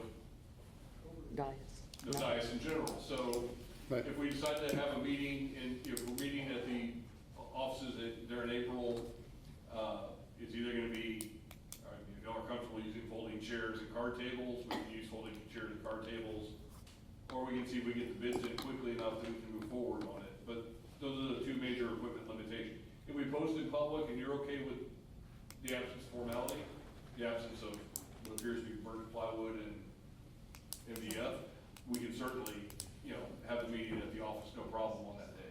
Are you suggesting that we put it off until, Ma'am, I would not make that recommendation. I'm just saying that we currently do not have a dais. The electronics we can live without, the dais affects you. are you So- suggesting that maybe we should get settled into the building before we have an open house? I would not make that suggestion either, ma'am. I think we're settled in. Well, I think they're settled in except for a dais. Get I'm sorry. anything out of it. What you're comfortable, how you're comfortable having a meeting. Yeah, I suggest we go ahead, we've had tables and chairs at the Giddings Library for years. That's true. And we did fine. That is very true. And- Yeah. Yeah, I would agree. We don't need a formal dais. We're folding tables. I'll bring my own chair. Yeah, I'll bring my We have chairs. So there are chairs, so you don't have to bring, we have chairs. We want cushions. Yes? Can I Okay. ask one more item? I don't know if it's a future Executive agenda session. item, but the software that's going to be installed, are we gonna have training sessions and information on what all it's gonna include and the applications that are gonna be used? Well, certainly the staff will be trained on that program. They're going to be the ones using it. From our perspective, we're just using Zoom. From the end user's perspective, it's the staff that runs the meeting, that they're going to be the ones that need to be trained on that software for sure. You're changing email addresses and having things posted online, it'll be a different login procedure, perhaps? So. The software itself. It's two different systems. The online audio video stuff is all being run through Sharp, which was approved back a month ago. Understood. And then all the back end, the emails and all that, that's all being handled by a company called Strapmine out of, there was also, their contract was also approved by the board in December, I believe.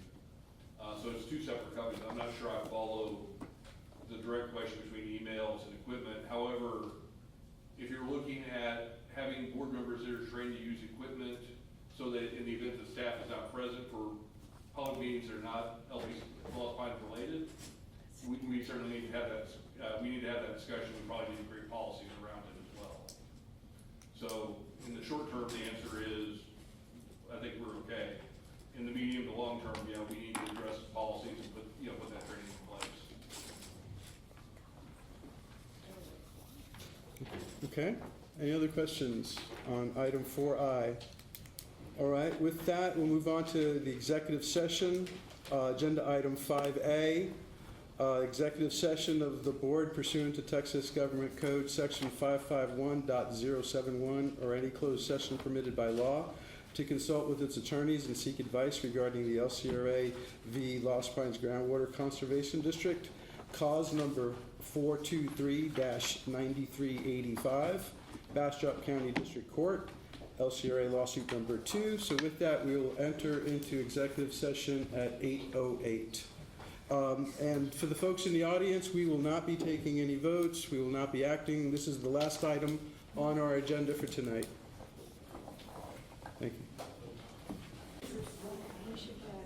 Okay, we are back now. It is 8:34, and no action was taken, no votes were taken. So with that, at 8:34, we will adjourn tonight's meeting. Thank you. Thank you. Good night, everybody. Have percent.